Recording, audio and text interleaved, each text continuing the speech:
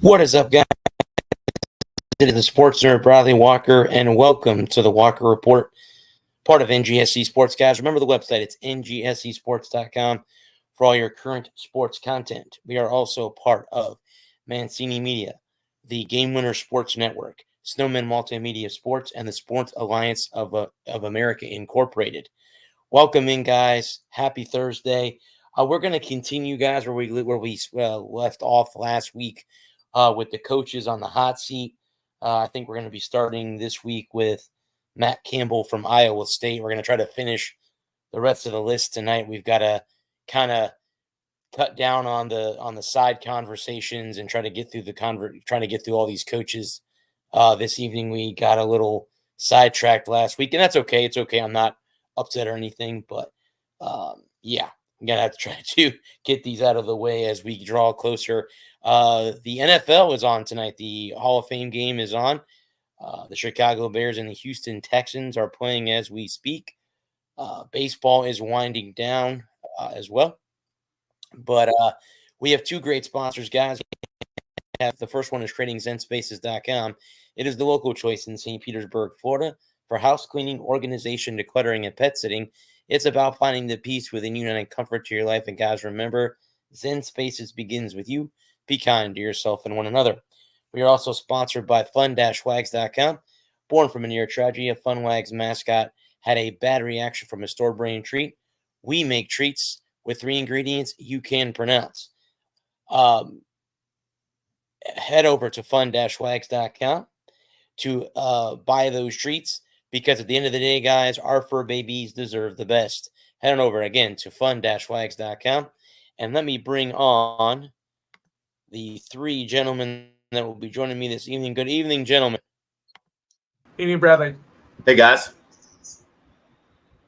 There we go. Lou, what's up? What's up, Brad? Hey, Brad, thanks for having us. I'm somewhere in the background. How's it going, guys? Chilling like I'll be right back. Okay.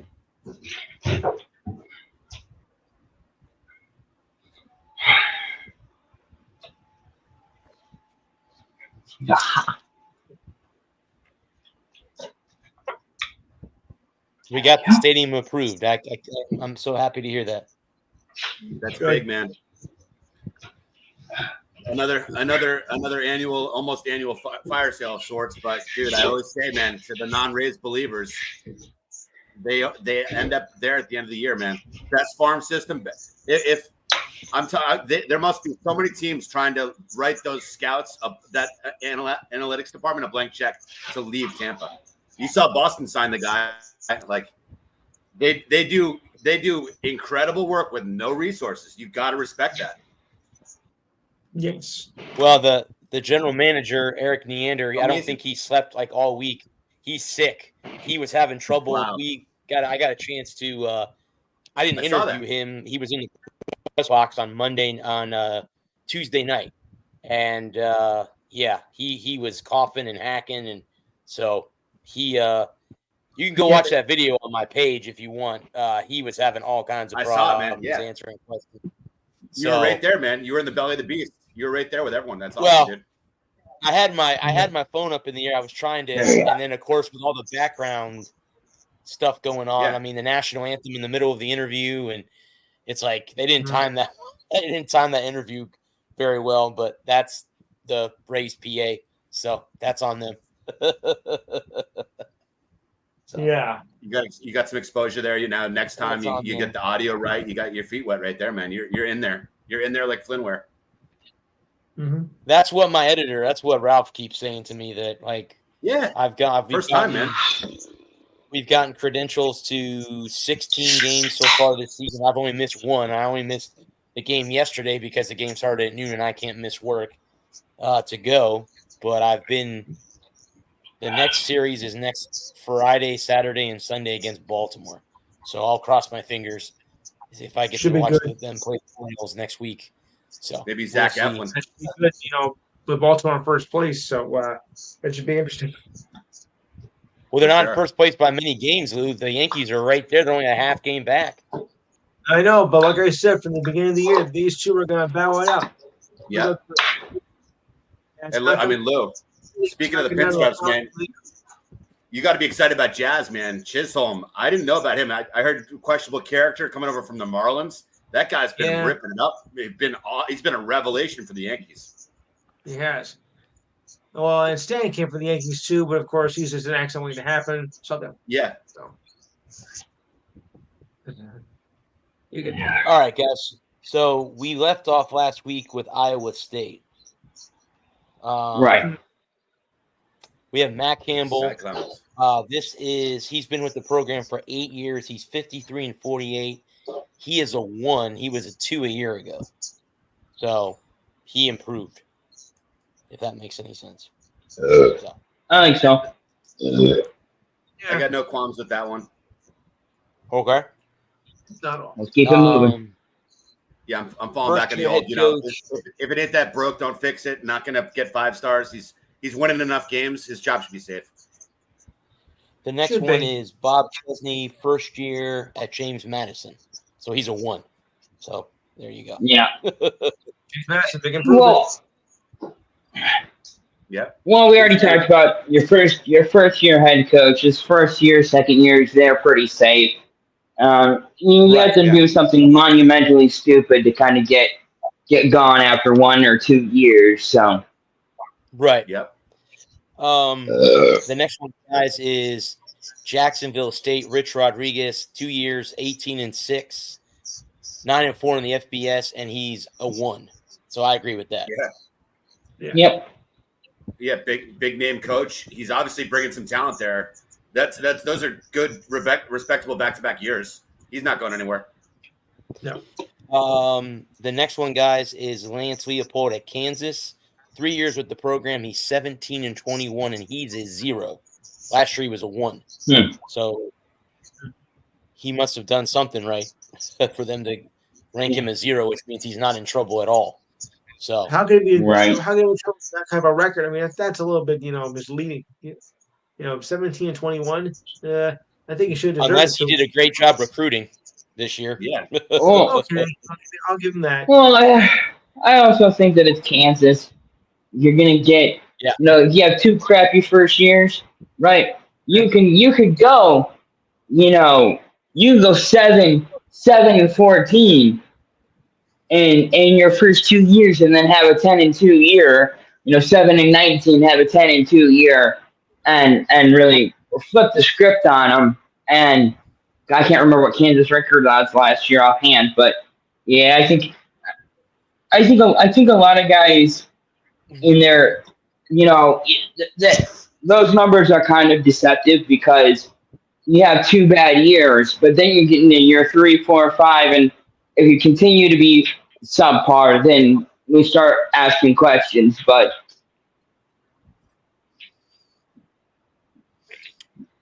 okay. The next one, guys, is Chris Kyleman of Kansas State. 5th year with he's been in the program 5 years, 39-24. He's also a 0. So yeah, I don't think he's going anywhere. No, that record. Agree. I think he's fine. Again, Kansas State, and I think they're the Big 12. They keep winning Big 12, or they're in the Big 12 championship.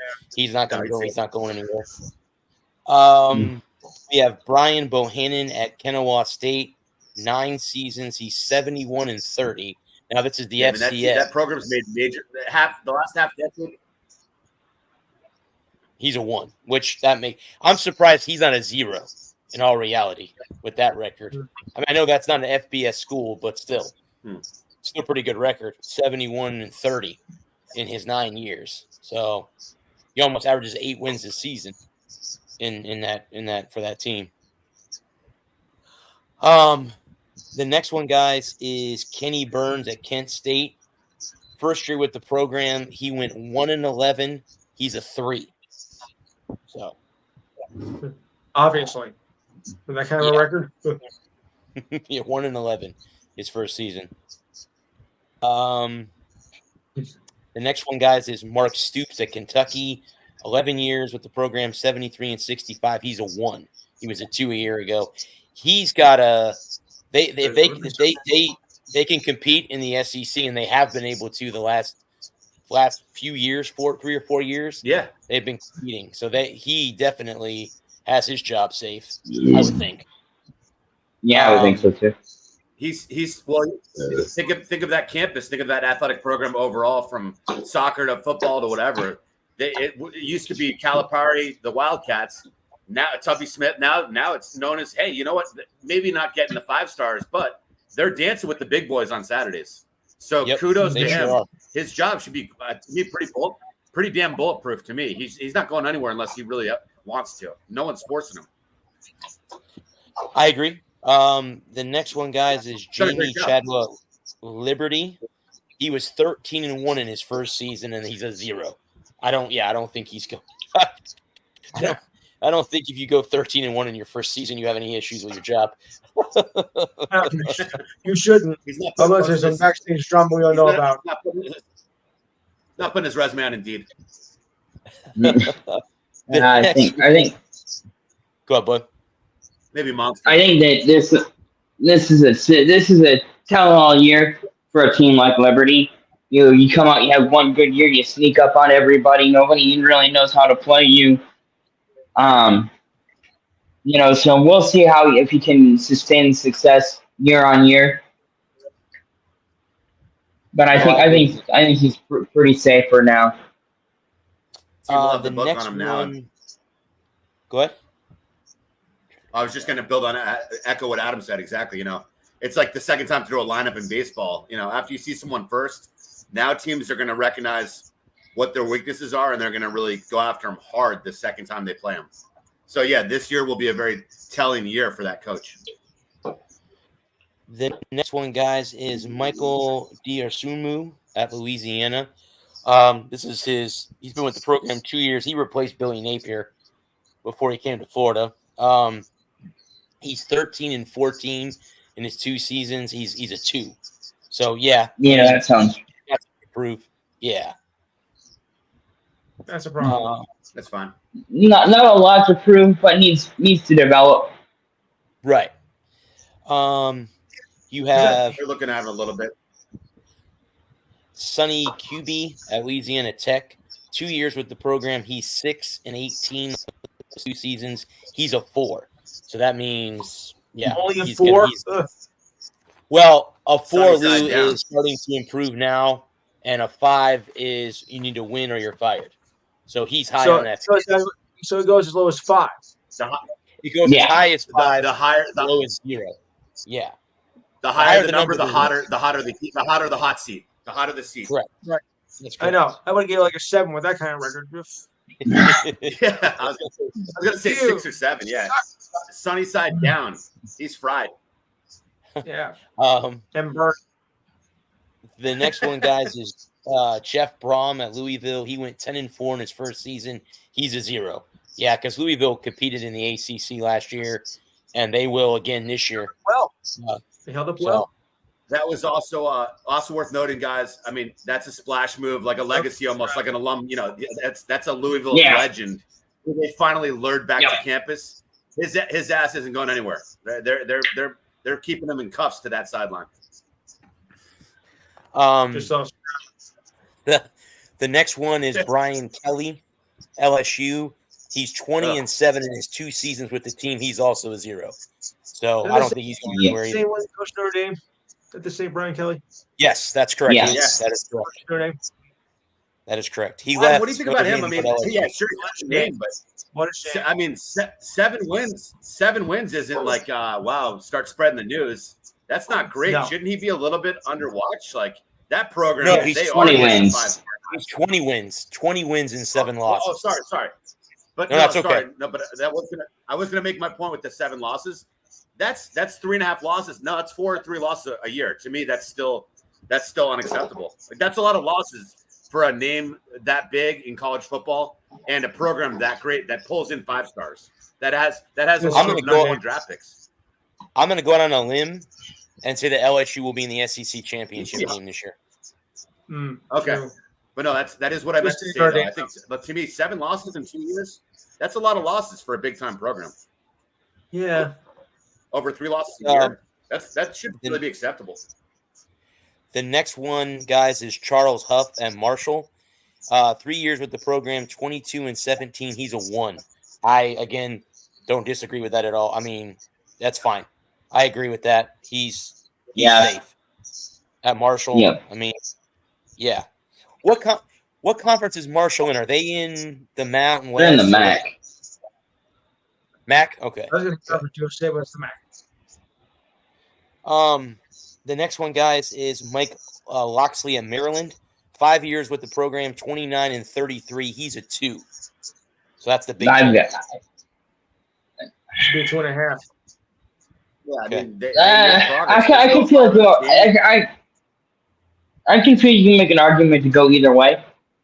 Yeah. I think because I look at what Maryland's done over the last 2.5, 3 years, and they've trended in the right direction. You know, there's been a handful of games in there that a bounce here, a bounce there, and they're easily an 8, 9, 10 win team. So, you know, I think 2 is pretty fair. You know, and you know, playing in the Big Ten, playing against better competition. When you're not expected to produce, I think that gives you a little more leeway. So yeah, I think that's fair. The next one, guys, is Ryan Silverfield at Memphis. 4 years in the program. He's 31 and 29. He's a 1. A lot of people have Memphis winning the AAC this year. So Yeah. they're the favorite to win the American this season. That program's got a good amount of talent. They'll always have 4 or 5 NFL draft picks a year, roughly. So, but enough of the 500. How safe can you be? Let's see 7 or 8 wins this year for him. Yeah. You know, then it turns into 3. Next thing you know, if you get complacent, you're out of a job. So it's time to win for him. Right.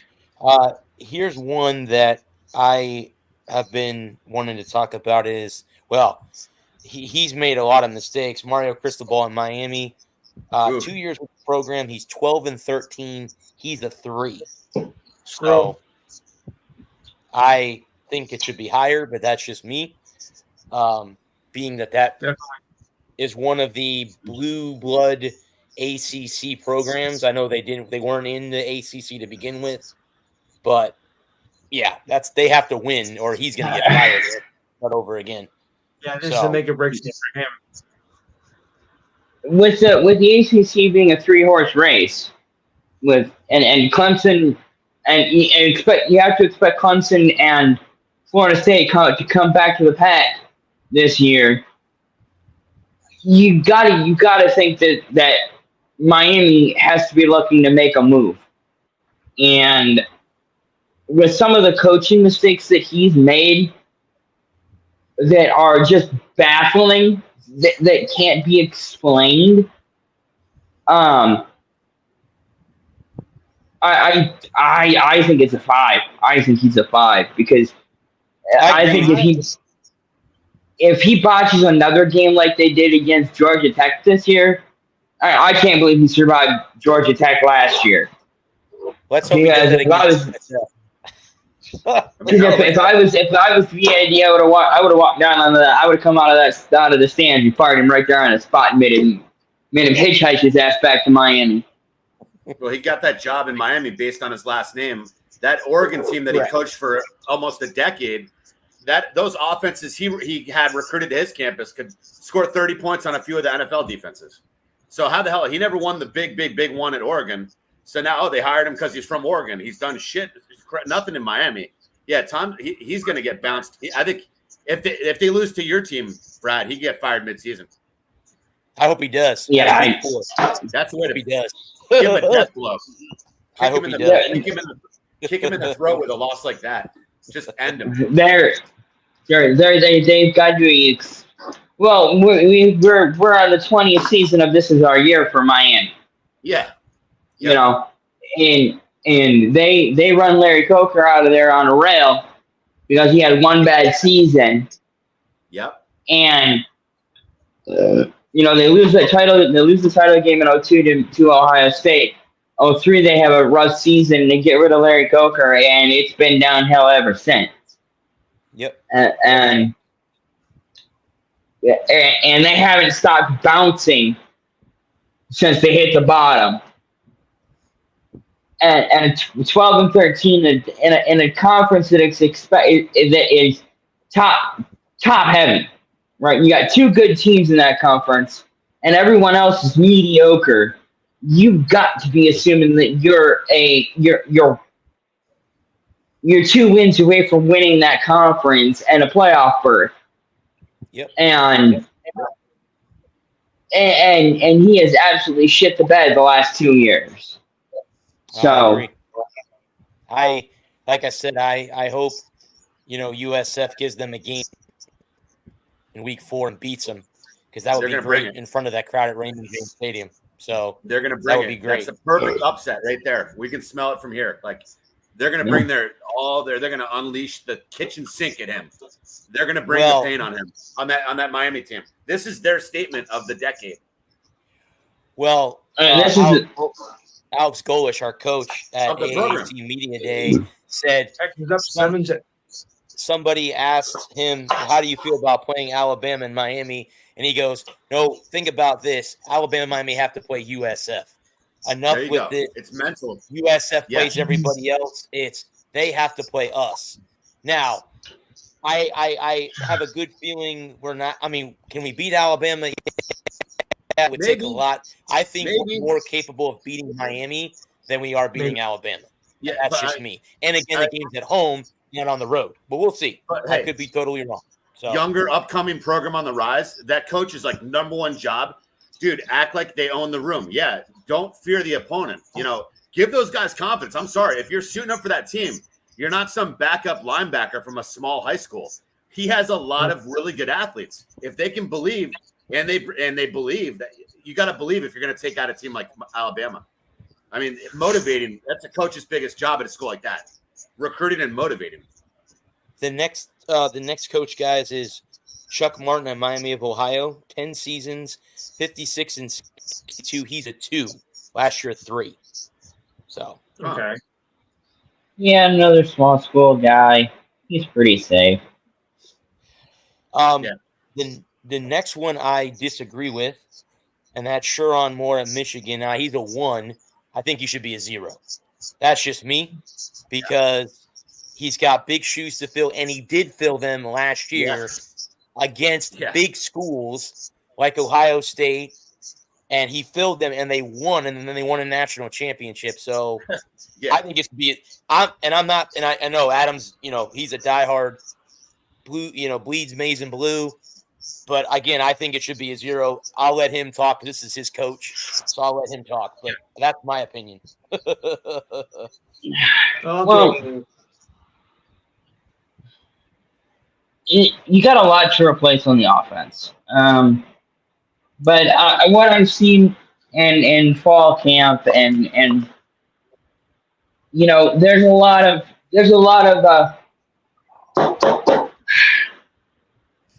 of doubt, and again, 4 years in a row, it's how can they overcome this? How can they overcome that? And it's just lunch pail work. It's what have you done to beat Ohio State today? It's just that it's that same mentality that you've had for the last 3 years that finally got you over that hump. That refocusing, the whole the COVID year, the scandals, the not disclosing, not playing ball with the NCAA because screw the NCAA, nobody likes you anyway. You didn't call the NCAA and wish them a happy birthday, so now they're mad at you. It's just you get big games early. You got 4 big games next year, 4 statement weekends, and then it's playoffs. And every game is that much more important than the last one. And you got 12 weeks of regular season football to go show, to prove that you belong. And we're 3 weeks away from put up or shut up time. So, it's time to run it back. And 1-0, it doesn't matter. They could put him at a 5. And that's all noise. That's all noise. You just shut it out. You study Monday through Friday. You put your big boy pants on Saturday. You go hit somebody in the mouth. And when the chips come, when the chips are down, you hope that you're in the right place to make a play. And I think Coach Moore gives you that opportunity to be in the right place to make a play. And new competition in the conference, a whole new conference look. You're still going to get Michigan State. You're going to get Michigan State's best game. You're going to get Penn. We don't play Penn State this year. We get a break. We don't have a Penn State game this year. But you're going to get Minnesota's best game. You're going to get everybody's best game. You're going to get Fresno State's best game. You're going to get Texas's best game. You got a lot of big games to look forward to, and it's how do you handle that pressure, that step up and that next man up mentality that you've had for the last 3 years. New head coach, new offensive coordinator, new defensive coordinator, new pieces across the offensive line, new pieces across the defense. It's just what did you do in spring ball? What did you do in the summer? What did you do in fall camp? And there's so many unknowns going into the season that a 1, a 0, a 5, it really doesn't matter, because at the end of the day, what really matters is, did you beat Michigan State? Did you beat Ohio State? And are we playing in the playoff? And that's how Michigan is measured. When Michigan measures itself against, it doesn't measure itself against these analysts and analytics and all that. It's, did we beat Ohio State? If we check that box off, did we beat Michigan State? Check that box off. Are we in the playoffs? And check that box off. We win a playoff game, and check that box off. And everything else is so secondary. And these things are fun, and they're they're theater, and they're great for sports talk radio and all that. But at the end of the day, I really, if we go 10-2, if we go 10-2, we lose to Texas, lose to Oregon, lose to Texas. If we go 10-3 with losses to Texas, Oregon, or 9-3 with losses to Texas, Oregon, and Ohio State. Okay, it wasn't a great year, but what did we see out there? What kind of fight did we put up? Did we get run out of our own barn against Texas and Oregon, and then we go down and get clapped in Columbus, or were we in the game the whole way and they just made a play or two? That's really where we'll measure up. And again, he's another one of these 1-year guys, first year head coaches that there's still a lot to be seen. We have a small sample size. We know he was good last year, beat Penn State, beat Ohio State. And the guys believe, the guys buy in. Last year, the guys bought in. You still have some. You got some depth at important positions. You got the best tight end in the league. You got the best quarterback in the league. You got the best D line in the league. There's still a lot of nice things to like about the program. So I don't think he's going. I don't think he's going anywhere. And I don't think Michigan's going anywhere anyway. Either. I mean, I'll put it real quick here. I mean, that's got to be the safest job, or else someone can tell me to stop thinking or watching or loving sports. He's got to be the safest coach in college football. Imagine like a Red Sox Yankees, where suddenly the manager, the biggest rivalry in any respective sport that we all love, right? Or Lakers Celtics back in the day, like Pat Riley or Phil Jackson, someone suddenly stepped away. And then an assistant out of nowhere won the biggest game of the year, and then the head coach leaves permanently. That assistant is like minted. That guy just got the keys to the castle.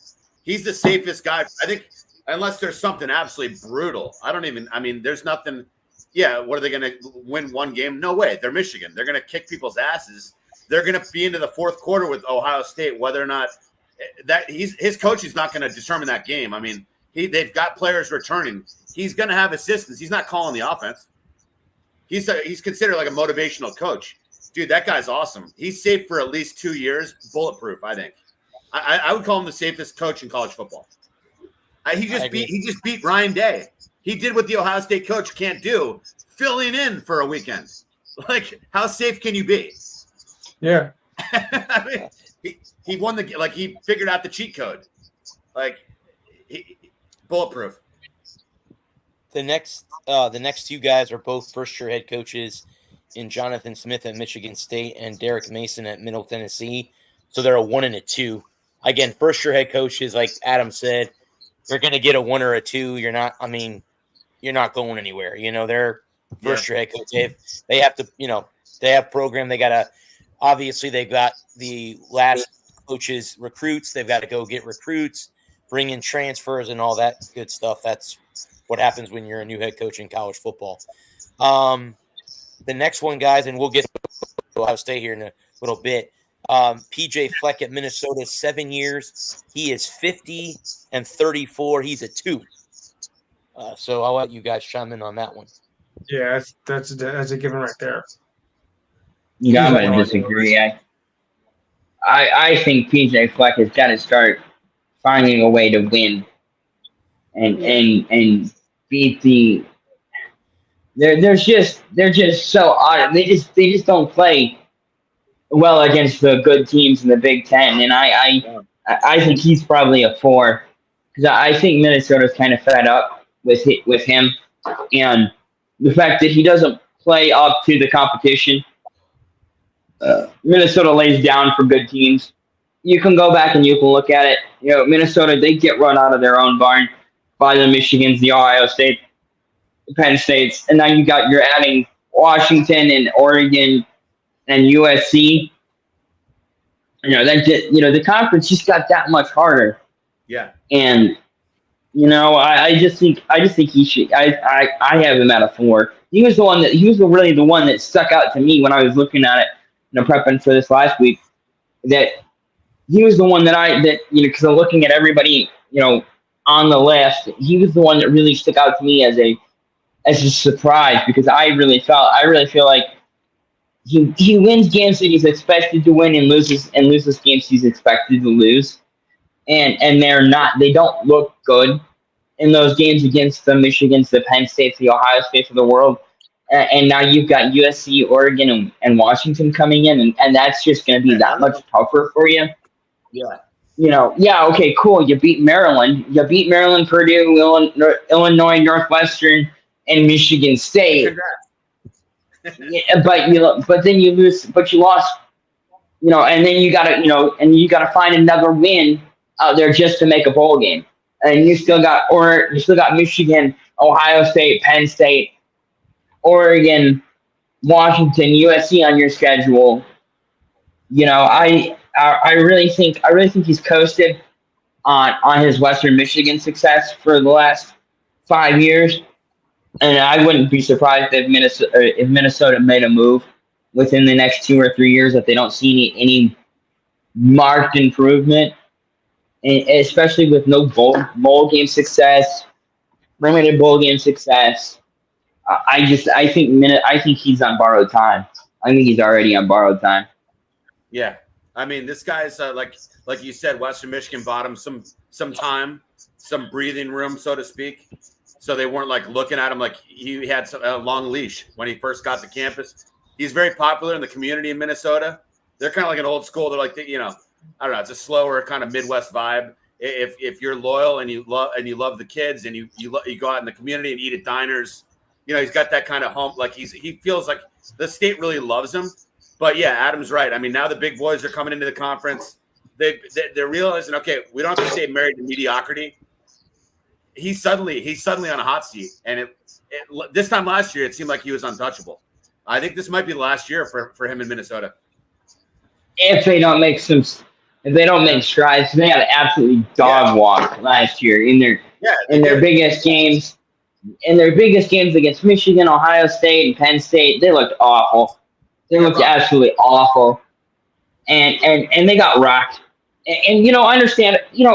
In all fairness to Minnesota, Minnesota's a hard place to get recruits. I'm not saying that anybody can walk in there and coach them to 50 wins in 7 years, but I still think that that Minnesota's a proud program, and I think that Minnesota's going to start to look internally here in the next 3 years and start, if they don't start to see some genuine improvement and start getting 9 and 10 win seasons, I think PJ Fleck's games with the Gophers are numbered. Yeah. Interesting. That's another big name school. I mean, that's considered a good school if you're a high school kid looking at schools academically and athletically. Think about it. They got hockey. They're an absolute heavyweight. It's time for the football team to finally start winning some meaningful games.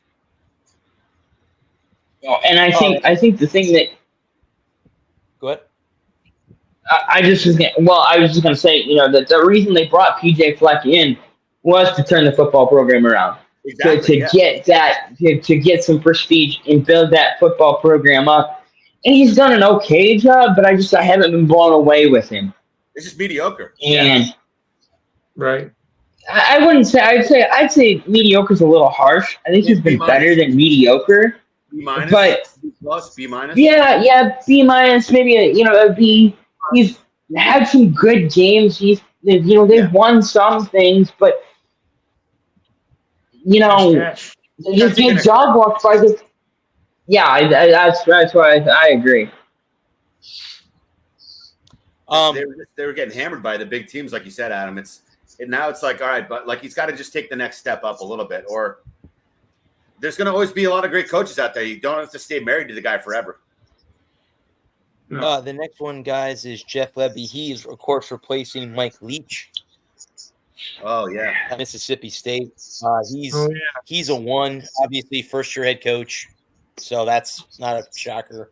The next one, I agree with this one. Eli Drinkowitz at Missouri. He's been with the program 4 years. He's 28-21. He's a 1. They have been a thorn in the side of the Gators since they joined the conference. Yeah. And every year they play the Gators tough, and they beat us the last few seasons. And yeah, I think he might have one of the safest jobs in the SEC unless they just go backwards this year coming up, which I don't think they will. I'm not going to say they're going to win an SEC championship, but they're a pretty good damn football team, and he's been one of the reasons why they've been a great football team.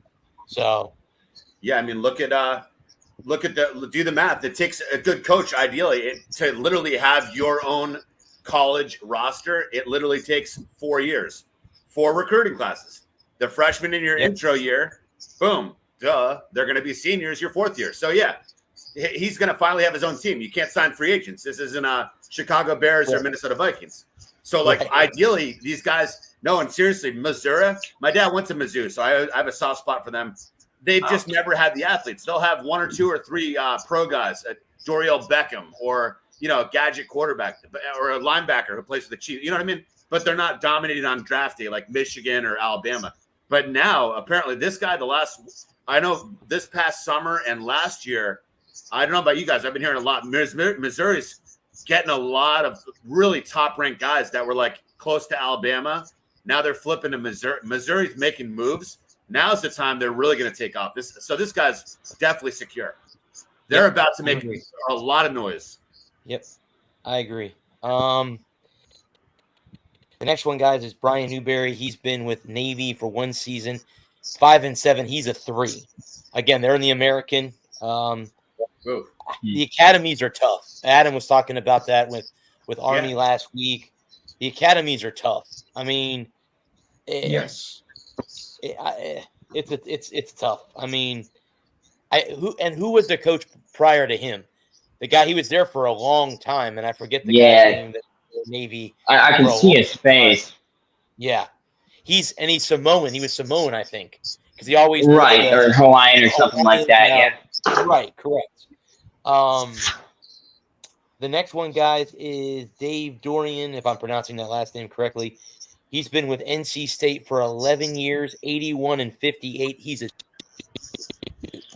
They're one of those teams that is could be good in the ACC. Yep. They've shown that they can beat the big teams, but then now they like Adam always says, can they take the next step?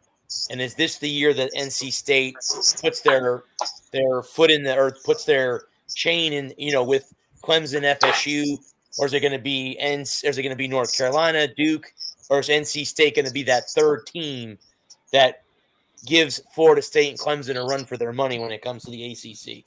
So Yeah. And the NC State's been, NC State's a lot like Minnesota. Another, they beat the teams they're expected to beat, they lose to the teams they're expected to lose to, and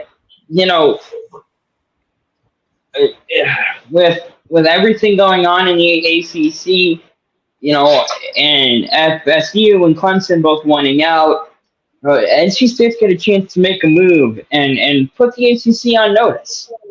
Mm-hmm. Yeah. Yep. And I agree with that. Again, to kind of throw it to another part of a campus in a college environment, the Wolfpack in basketball just made huge noise. They're the better team than Duke and Carolina this past year. So again, the reason I say that, the athletic director, the donors, the alumni, what are they thinking? Well, that team's doing it. What are we doing now again? It's time for our asses to get in gear. It puts added pressure on the football program. Now it's more of a put up or shut up. NC State's kind of cute, like Adam said. They'll play hard, but it's time for them to win like 9 games, I think, instead of 7 or 8. The next one, guys. Go ahead, bud. Oh, I was just going to say they have a chance to go out and win 10 or 11 games and make some noise in the ACC and be a playoff team. Yeah. Yep. The next one, guys, is Matt Rule at Nebraska. He was 5-7 in his first season. He's a 1. Ugh. So weird. That's team. tough. That's a tough gig. Go Adam. The Nebraska gig, I think, is after the service academies. I think Nebraska is the toughest gig in college football because they were such a powerhouse in the 90s. Yeah. In the early, from 1974 when Tom Osborne got there to 1999 when he left, in the early 2000s when they moved out, when they came to the Big Ten, they expected to come to the Big Ten, get some better, better competition. They were out of the, the Big 12. They were playing, they were moving up in the world. They wanted to play, they were tired of eating at the kids' table on Thanksgiving, and they wanted to go and see what they could do in the real world, and they wanted to come play real world football. And they've been dog walked by Michigan, Ohio State, Penn State year in and year out, and they've missed on every coach since Osborne, and Matt Rule has been fired everywhere he's went. They were awful last year. He was bad in Carolina. They were bad in and I just think, again, a second-year head coach, tough in Nebraska. I don't, and it's not a gig that I envy him for because it's such a hard Lincoln, Nebraska. You might as well try to get somebody to go to. I think you'd have a better opportunity to get someone to commit to play on Mars. Alaska, ice fishing, but yeah, no, same drift. I love Alaska. I'm just saying, yeah, not the hot spot for guys to go play ball. It's from October, from really October all the way through the end of the season. A warm day is 55 degrees. In the middle of a cornfield. It's boring. It's boring. There's nothing to do. There's even Ann Arbor, Columbus. There's a few bars. Those are places that people want to go play. It's easy to recruit at Happy Valley. You got all the prestige. So some of those others. Then you've got Oregon and SC and Georgia and Florida and Tennessee and Knoxville is. Knoxville is cool. A couple hours from Atlanta, a couple hours from Nashville, a couple hours from Memphis. You're right. And Tuscaloosa is Tuscaloosa. Miami is Miami. Miami Beach, and all these other schools. So if you're, you got, So Nebraska is competing with literally everybody else in the country. In Maryland and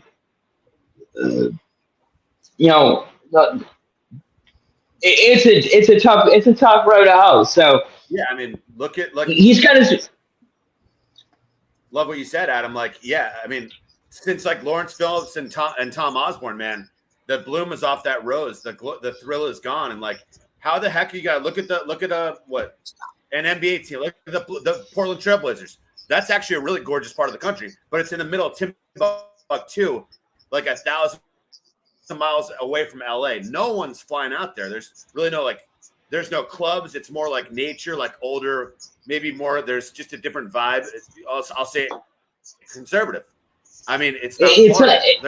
There's not South Beach. It's not Boston or New York. Like, people don't want in Columbus, Ohio, Michigan. There's stuff to do. There's lakes. There's people hanging out. Nebraska, there is nothing. So seriously, recruiting geographically is a big part of recruiting. They're at a big disadvantage. A good kid is, I got 4 offers. He's not even looking at Nebraska.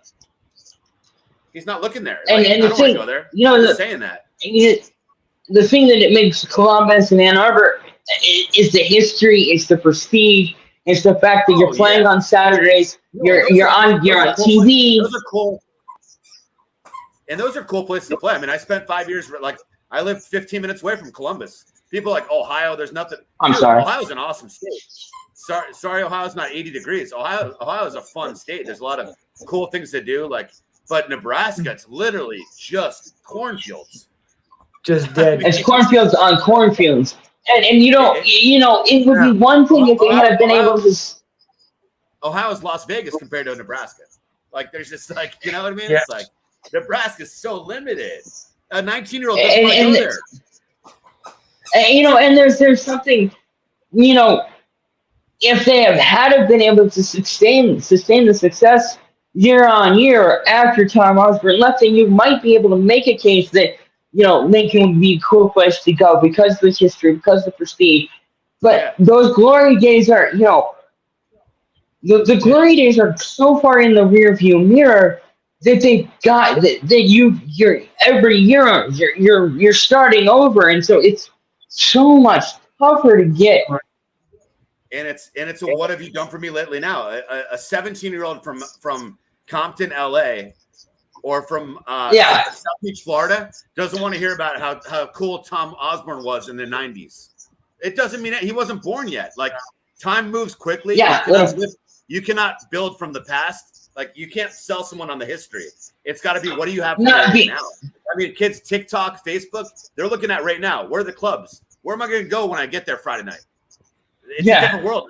Well, and it's not just that, but it's so if you're let's say you're a 4-star tight end, and you're looking at, tight end schools, Iowa, Michigan, Georgia, Ohio State, and let's say you've got offers from all 3 of those, 3 or 4 of those schools in Nebraska, and Nebraska hasn't been relevant in 20 years. Matt Rule's job is to sell Nebraska, and that's a hard sell. Yeah, it is. I'm not saying, and that's the thing is, like, if Matt Rule can sell Nebraska, if he can sell the university, if he can sell the idea of it's more than just corn and cow pies, then then he's a guy. He has an opportunity. He's at Nebraska is at a crossroads of being a program on the up and up. They could be on a come up if he can sell that. If he can sell that idea of come to Nebraska, you're gonna play Michigan, you're gonna play Ohio State, you're gonna play USC, you're gonna play Oregon. How's he gonna sell it? He's got to beat one of them and have recruits on campus, and then get 7 or 8 awesome recruits off that one win, and then next year. But he can't just get dog walked year on year. You can't go 7-5 and beat Michigan State, Illinois, Northwestern, the Purdue, Indiana. Oh, cool. We won 7 games and get smoked in the bowl game. Oh, All right, guys. The next three are all first-year head coaches. You have Choate at Nevada, Bronco Mendenhall at New Mexico, and Tony Sanchez at New Mexico State. So they're all new head coaches. The next one's Mac Brown at North Carolina. 5 years, 15 total years in college football. He's 38-27 at North Carolina. He's 107, 73, and 1 in his coaching career. He's a 2. I agree with that. I mean, Yeah. he's Yeah, I think yeah. I think Mac Brown's best years are behind him, Yes, but I agree. he will coach for as long as he wants to. And Yes. I think that North Carolina will be smart to find an heir apparent, get him in the program, and start making moves to get, whether they want to go offense or defense, whatever, wherever they want to go. Yeah. And start getting him on the recruiting trail, because Mac Brown, he is getting long in the tooth. I love Mac Brown. I'm a Mac Brown slappy. I will, Mac Brown is the hill I will die on happily. But I think North Carolina needs to read the room. Mac Brown isn't going to be there forever, and he's pushing 80. He'll be I think he'll be 77 this year, something like that. He'll be in his 70s this year. And he got him back on the map. So he really did. Yeah. Mac, you did a great job. You hit a home run with him. Great hire. They love him there. They obviously worship him. Oh, absolutely. Time waits for no one. He's not going to get better. In 5 years, he's not going to be a young buck. Time doesn't work that way. So, I mean, and he's made magic. I mean, look at the quarterbacks he's won with. Mitch Trubisky, Drake May. The jury's out. Apparently, he's not doing well in New England already. It looks like. I mean, so what I'm saying is, North Carolina. That's still. Sorry, guys. That's still a basketball area code. Yeah, it is. No, you're not wrong. So he's done a great job. Yeah, absolutely. Love Mac Brown. He should be there until he retires. I think. Oh yeah, he'll be next. He should be a 0. Yeah, I agree. Let him keep building until he retires. He's only doing good things every year. The next one, guys, is Eric Morris at North Texas. Last year was his first year, 5-7. He's a 2. Huh. That's the mean green of North Texas. Yeah, and that's it's American. That's an American school. They're in the yep. If I don't know the mascot, I'm not commenting. If I do not know the mascot, okay. Yeah, it's the. They're a little school. Yeah, they are. God bless them. I'm not going to comment. Good softball team. Good softball team. Yeah, good softball team. They're a fun little school.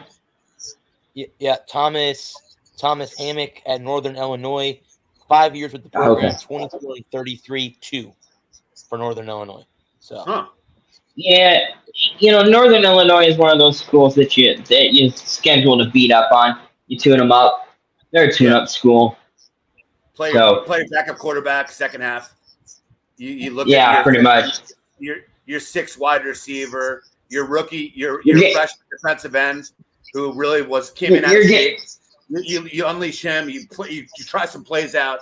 Yeah, it's a dummy. You're getting into the depth chart in the playbook with Northern Illinois. They're a MAC school. They're tough in the MAC, and they can beat any MAC school on any given Saturday. But they're what I would call a stepping stone university. You go to Northern Illinois to get a coordinator job at a Michigan and Ohio State, Georgia, Clemson, kind of stepping stone university. Yeah, we agreed last week on that theme. I mean, stepping stone, and then just if anyone's making them relevant and making them work hard, let that guy just have job security. That's a tough job because that guy could go anywhere else and be an assistant in Alabama maybe or Ohio State. Let him stay there. He should have a 0. He should have total job security. Good for him for staying there. Yeah. Good for him for staying there. The next 3 guys are all 1s. David Braun at Northwestern, Marcus Freeman at Notre Dame, and Tim Alvin at Ohio. they're all ones. Notre Dame, So I don't know. He's the only one that I would be Freeman at Notre Dame. He's got his work cut out for him. Not a good debut. Not a good first year. Yeah. You want to talk about They had a day. You want to talk about tradition? I mean, dude, Yeah. that was not a lovely introduction into the ball. He did not look good on his first dance last year. I mean, he's better. But They came on. He better have his dancing shoes on. I mean, They came on in the second half of the year, and they salvaged the year. They salvaged the year, but I just think that Notre Dame is a school where there's no margin for error, and I think that another 9-3 year, and he better be updating his resume. Yeah, and I don't. I'm not trying to knock him. It is that. I mean, think about that campus, that state, that alumni. That's the biggest thing. The donors, the board of trustees, they will not put up with it. They will not put up with a lack of excellence. So they've churned a little bit through. I mean, Kelly wasn't the guy. I mean, Freeman. Remember, Freeman was not a popular choice. He's not on the thickest ice. He's on a little bit of a thin ice there. I agree. He was kind of a question mark hire. So his leash is not long. the next three guys are 3, 2, 1. 3 is Ryan Day. 2 is Brett Venables at Oklahoma, and Mike Gundy is a 1 at Oklahoma State. So wow, that's a good group. I know you've got thoughts about Ryan Day, so go. No, not at all. Take it away. You were messaging me about him last week. Like 3 a.m. Yeah, it's some crazy. My girlfriend I had some idle time on my hands. I was up to shenanigans. I wasn't wrapping Christmas gifts at after midnight. Yeah. Either way, I mean, Day is just literally. I mean, seriously, being out there in 5 years, guys. For 5 years, it was fun, man. The only reason I came home, in full disclosure, I got my first sweetheart who I fell in love with, broke my heart, and I moved back east with my tail between my legs. But Ohio was awesome, dude. That's a sports state, and I'm only rambling about that to let you know. You get off the airport, and it's in the airport. It's all it's all we talk about that. The grandmothers out there know the stats for Bobby Hoyne and C.J. Stroud. Everyone watches football together out there. It's unacceptable for him to lose, and I love the new Michigan coach. I'm not taking a nickel away anything away from him, but he's got to reverse the curse. It's like if you're the Yankees and you cannot beat the Red Sox after 4 years, because it's a buildup. College football, that schedule, there's so much hype. He's not allowed to lose, and he's not doing a good enough job. I don't know. I don't like the the fake tan, the fake teeth. I'm not a big fan of that either. But looks aside, the days might be shorter than they are longer out in Columbus. Especially with Mike Vrabel sitting on a couch. That would be a no-brainer. I was thinking Patriots minus Belichick. Vrabel in Ohio State. I didn't even think about that, Adam. That's a golden idea. They're not putting up with Ryan Day much longer. No, we talked about that a couple weeks ago. Or maybe even last week? I don't remember. But Ohio State. Ryan Day could be. When this year is all said and done. Depending on how the cookie crumbles, Ryan Day could be 1-6 against Michigan, and after the absolute dog walking that Ohio State gave Michigan for a decade, they kind of did, yeah. If they're 1-6 against Michigan since 2019, that's. Ryan Day is all done. Ryan Day is all done. And I mean, seriously, guys. I mean, Adam, you just nailed it right there, man. I didn't even think about that. Vrabel. I was infatuated with the idea once Belichick left. Vrabel. I mean, watch that guy on Sundays when he was a coach in the NFL. Tell me that guy's not better than Ryan Day as a head coach.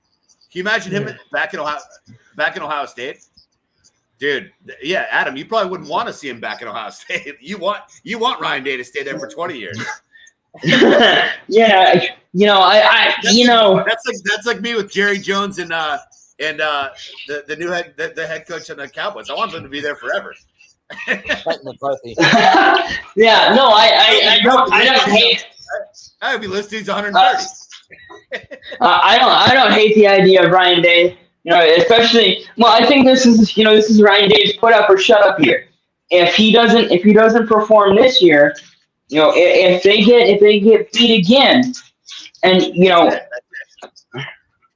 especially if they play Michigan in the regular season, close out the regular season with Michigan, lose again, and then have to go to any that next week and play Michigan again and lose again, and then you've got a playoff game potential. We could see each other in the national championship game. Yeah. Depending on how the playoffs shake out. Yep. And if he loses 2 postseason games, if he loses the regular season finale, the Big Ten championship game, and the playoff game, you've got, if it isn't just a regular playoff game, but a national championship game. Plus, they're going to have to play Oregon. That's right. Yeah. And so it's not. There's no guarantees this year in college football, man. No. No. Lou, I had to take a shot at the Cowboys. Dude, you guys dominated us when I was growing up, so now I'm kind of like I like to give little Jerry Jones plugs when I can. Right. And I'll never So stop doing too. He's going to be honest with you soon anyway, so it don't matter. I do hope they lose plays 130. The Cowboys. The Cowboys catching strays in a college football game. Of course, man. Only from me. I'll take the bullet for that boy. The next 4 you have 2 2s, 2 0s. The 2 2s are Ricky Rain at Old Dominion. What a name. And Trent Bray, who's a first-year head coach at Oregon State. And the 0s are Lane Kiffin at Ole Miss and Dan Lanning at Oregon. So, yeah, I think those two – I think Lane Kiffin's safe. I don't think he's going anywhere. Because Ole Miss is like LSU. I think they're going to be in the thick of it at the end of the year. A lot of talk about them being the Mike Tyson side. There's a lot of talk of them of really now being not just in the mix, but like ready to hit anyone. And then ready to go. Oregon State's got a huge upswing as far as reputation, recruiting. That guy's safe as can be. Sorry, that's my 2 cents. I mean, that's a safe group right there. Yeah. Okay, guys, I'm just gonna go like down the list like 4 at a time. Rapid fire. You can get them done.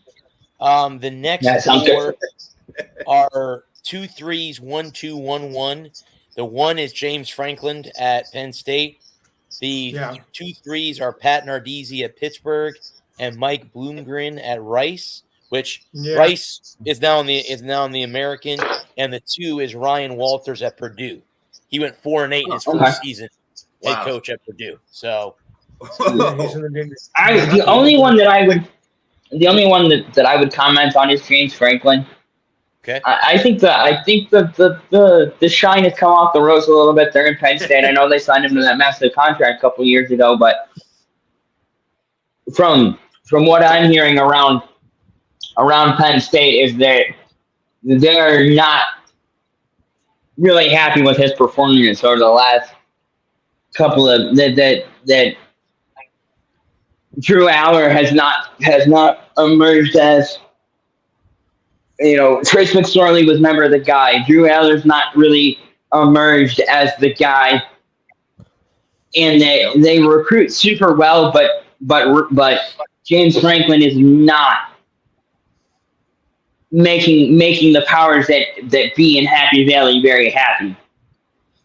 And not to call the players. I've heard that they're getting great recruits and then they're not performing.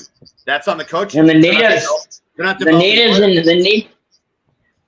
natives in Happy Valley are restless. So if Ryan Day or if James Franklin has another bad year, I'm afraid that they may bite the bullet on that and let him go. Yeah, I didn't mean to interrupt there, Adam, but like Dude, imagine you're how good. damning that is. When you get like an awesome recruit, like they've gotten like these 5-star quarterbacks, and then that's like 3rd and 5, and they're running the ball. Like they're scared to throw. Like, dude, what are you doing? Yeah, he should be. I mean, come on, man.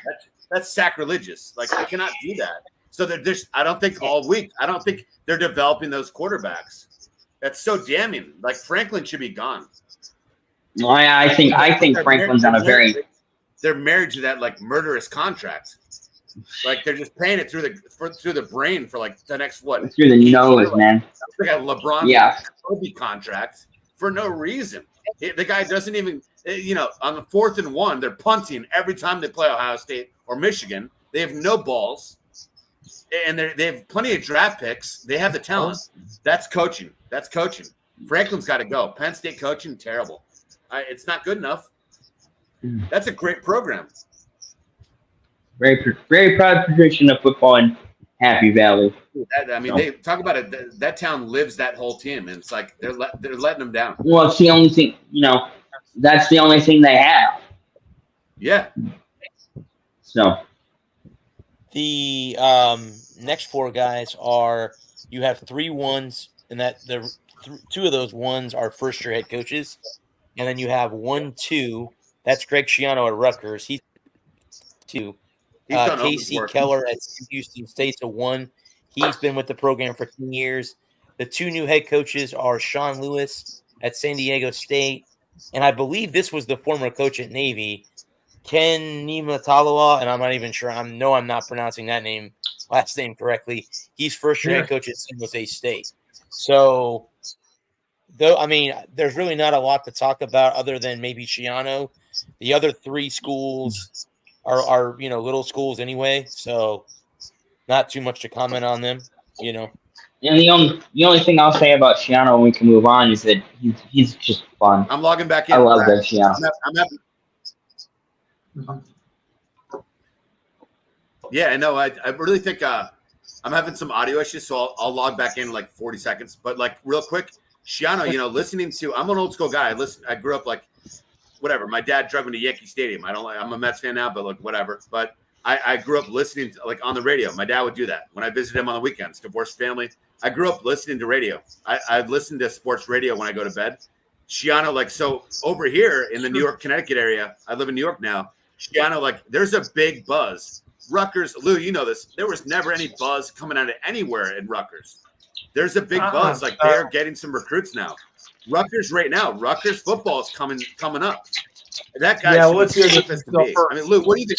Lou, speak. You're a Jersey guy. You got to chime in here. What do you think about Rutgers? Yeah, I know. I think Schiano's a great coach. He is a great coach, but they still got to produce some more wins before they become a legit program. But okay, they made a bowl game, but that was on technicality. I mean, there's still lackluster compared to the other teams. Remember, because they're playing now with the big boys. They're playing the Big Ten. They're not playing in the Big East or its predecessor, which now known as the AC or the AAC, or we're gonna call it. I call it AC. And it's been like that's how the record's been like. So they have to build the ground to make up on. They're not a contending team. I mean, the best they'll do is get the Cream Puff Bowl, or we're gonna call it. So, but I mean, Luke, give credit where it's due, bro. I mean, you're a Jersey guy. I mean, Schiano, he's put them kind of on the map. They're playing with some of the Penn State and Michigan. I forget. But, second or third quarter, they had them like almost tied. Now their recruiting's better. I'm not trying to live off a 30-point loss. I'm saying give them a little bit of credit. Now they showed they can fight with the big boys. Next year, they're going to have more recruits. Apparently, Rutgers is getting some good recruits now. So, I mean, talk about how important it is to put them on the map. I mean, you got to give that guy credit. I think he's a good coach. He is a good coach. He's not a great coach, but just a good coach. And he's, I could never see Rutgers firing him, though. I'm going to give him like a 0 or a 1. Like, his seat is like, it's ice cold. It's like Eskimo ass. I'm going to give that conservatively. Mm-hmm. No filter. That's fine. The next 4 are as follows: 1, 2, 3, 4. 1 is Rhett Lachey at SMU, which they moved from the American to the ACC. I did not know that, so I went through the airport in Texas that SMU moved to the ACC. You have Major Applewhite at South Alabama, first-year head coach. He's a 2. between Beamer at South Carolina. South Carolina is an iffy team in the SEC. He's the 3, and Will Hall is the 4 at Southern Miss. So he's on the hot seat out of those 4. Wow. So, yeah. So those are the yeah. I could throw in a quick. I mean, not to keep going. Oh, this one, that one. I know someone, but like, yeah, my mom's South Carolina, so like, I love rooting for them randomly. Now Gamecocks. Yeah, hell yeah, and they had the Super Bowl winning catch from one of the Eagles with Gamecock. Like, they have some players, but like, it's tough to recruit down south when you're with the big dogs. So I mean, do you guys? I mean, can they compete consistently with a Bama or with with those guys or not? Because that's where I'm like, I don't know if the coach is bad because he's doing the best of what he's got. Yeah. Yeah, they're, like I said, they're one of those middle of the pack SEC teams. They'll have a big win here or there. They'll upset a Tennessee or a Florida or somebody like that, but they're not consistent like an Alabama, LSU, Tennessee type, Texas, Oklahoma. They're not going to be one of those schools. South Carolina's not. They did have their years when Lou Holtz was there. Yeah, that was great. Steve Spurrier was there also. But they're a middle of the class SEC, not middle of the class, middle of the pack school in the SEC. Yeah, I'm not dogging on them because they used to be in the SEC East. Of course, there's no more divisions now, but they always play Florida tough. They always play the Gators tough every year. They're fun to watch. So yeah, I mean they're fun to watch. They're not Vanderbilt or anybody like that. So yeah. The next 4 guys, we have 2 1s, 2 2s. The first one is Alex Golish at USF, 7-6 first season, bowl win.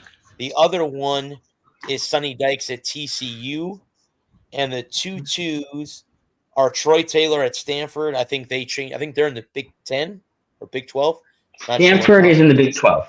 Big 12, okay. And Fran Brown is a first-year head coach at Syracuse, which USF blew out in a bowl game last year. So, you guys rocked them. New head coach. Well, they got Kyle McCord this year. So they're an interesting one to watch. I have no power right now, so that's why I'm dark. Okay. Well, you're dancing in the dark. I am. No, I'm not dancing in the dark. It's too dangerous for that. I am sitting in the dark. Is it raining in your neighborhood? Well, we had a bad storm. It's all connected now. We were talking to Lou about Rutgers, New Jersey. Bruce Springsteen, Dancing in the Dark. It's all kind of like flowing together now. My life rarely makes sense. It's kind of making sense for like 5 seconds here. I like it. I kind of like it. Yeah. Well, you can go another way too. You can go dancing in the moonlight. Well, never mind. Sometime this weekend, we could get hit with a tropical storm.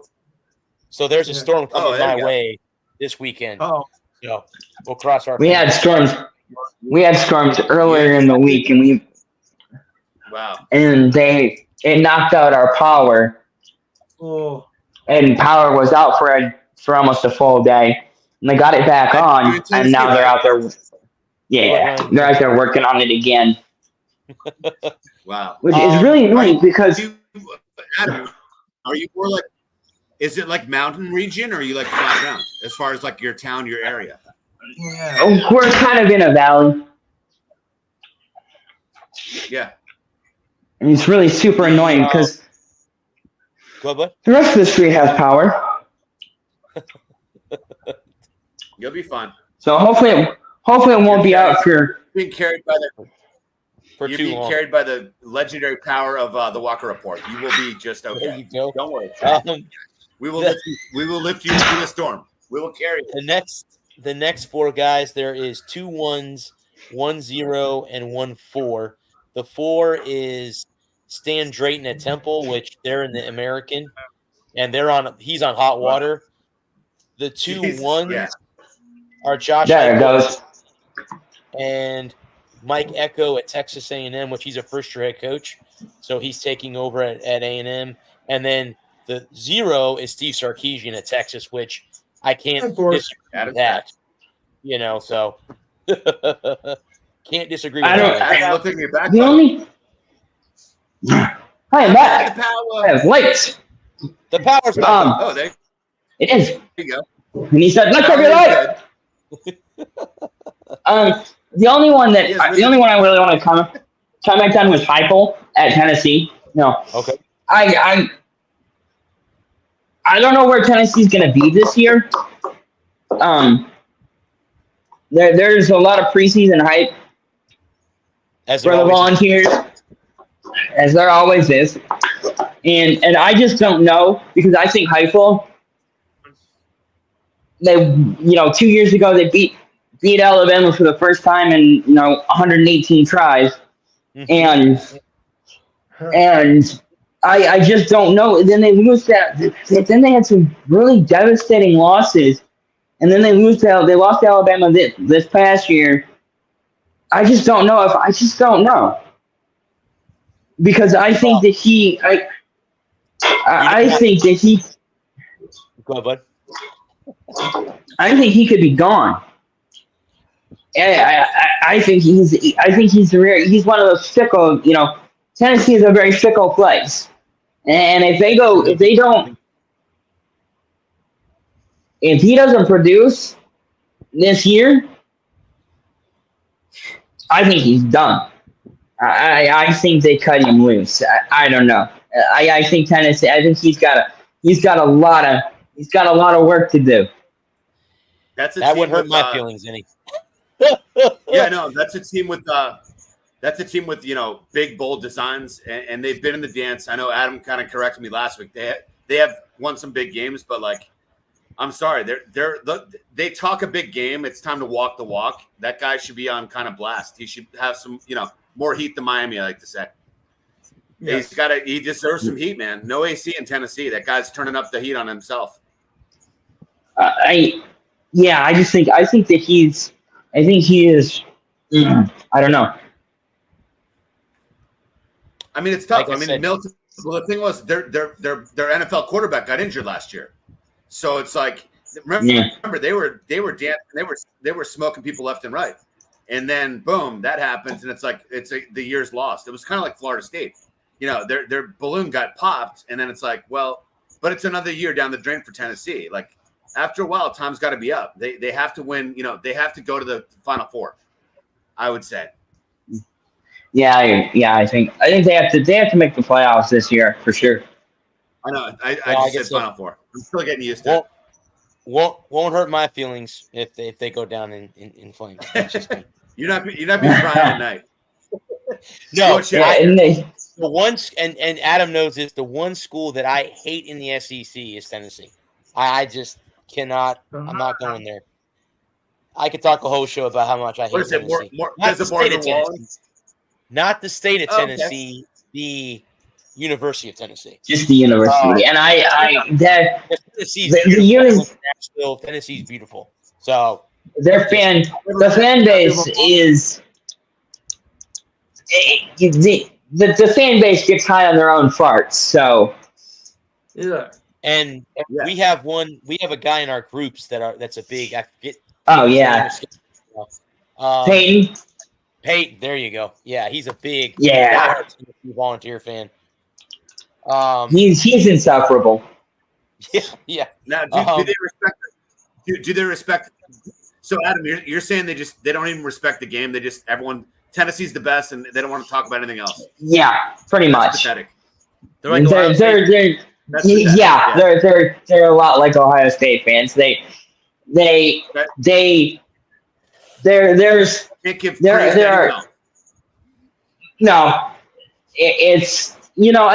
I hate that. There's a lot of 40-somethings that still dig out their cream and orange Peyton Manning jerseys and number 18.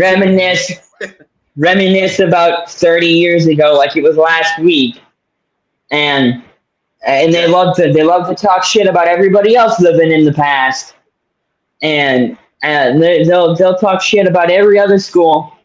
Every other school is garbage. Everybody else sucks, and no, Tennessee can't do no wrong. And they're another school. They're another. This is our year school. Every year. Yeah. Every year, it's tired. This is our year. It's very frustrating. It's very exhausting. And Peyton Manning never beat the Gators in 4 years at Tennessee, so that's what. They never won a Heisman. Fun fact. The next three guys are a 1, 2, and a 0.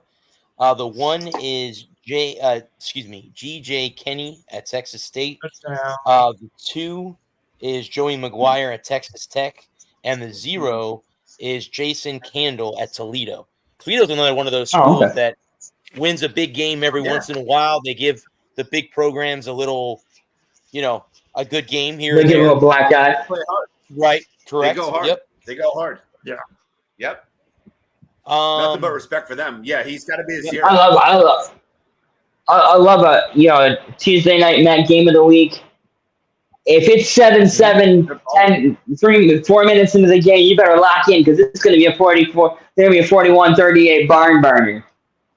The MAC plays good. If the MAC is on one, if you got 2 MAC schools on one, if they're on one, it's going to be a fun night. Yeah, I don't mean to sound Toledo. I'm like, oh yeah, but dude, guys, back in the day, I think it was more like it's motivation. It's a college coach. You can get through these kids, 17, 18 years old. I don't know if you're getting through to a Barry Sanders or a Troy Aikman, but in college, it's so critical at your small school. If you motivate these kids, they're capable of just kicking ass on a random Tuesday night. That's the goal. It's motivating, like smashing their helmets together in the locker room before they go out. Like, dude, we're on TV. Like their brothers and sisters are watching at home. That's their Super Bowl. A coach like that is gold. Toledo always puts on a good game. In those MAC game of the weeks on a Tuesday night. That's the coach.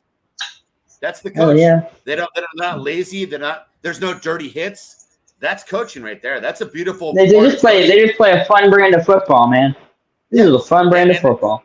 And they're not getting the 4.240 Deion Sanders. Like they're not getting the top guys, but they play their asses off. That's a beautiful thing. I love me some MAC football. I do. The next 4 guys, we have 3 2s and 1 1. There's 2 first coaches, Jared Parker at Troy and John Summerall at Tulane. Now Tulane is like Memphis. I think they're favored to win the American. The Green Wave have been pretty good the last few seasons in the American. I think they've hosted the American championship game. I think the last 2 seasons in their house in New Orleans. So, you have Kevin Wilson at Tulsa, who's a 2, and Trent Dilfer at UAB. He went 4-8, and one of those 4 wins was against USF. Wow! But he's a massive fighter at UAB. Yeah, I don't know about Dilfer. He's kind of a. I wouldn't want to play for him. I wouldn't want to play for him.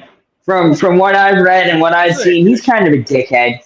He's a dickhead. I could say that from watching the USF game last year. No, the guy threw like a 4-yard pass.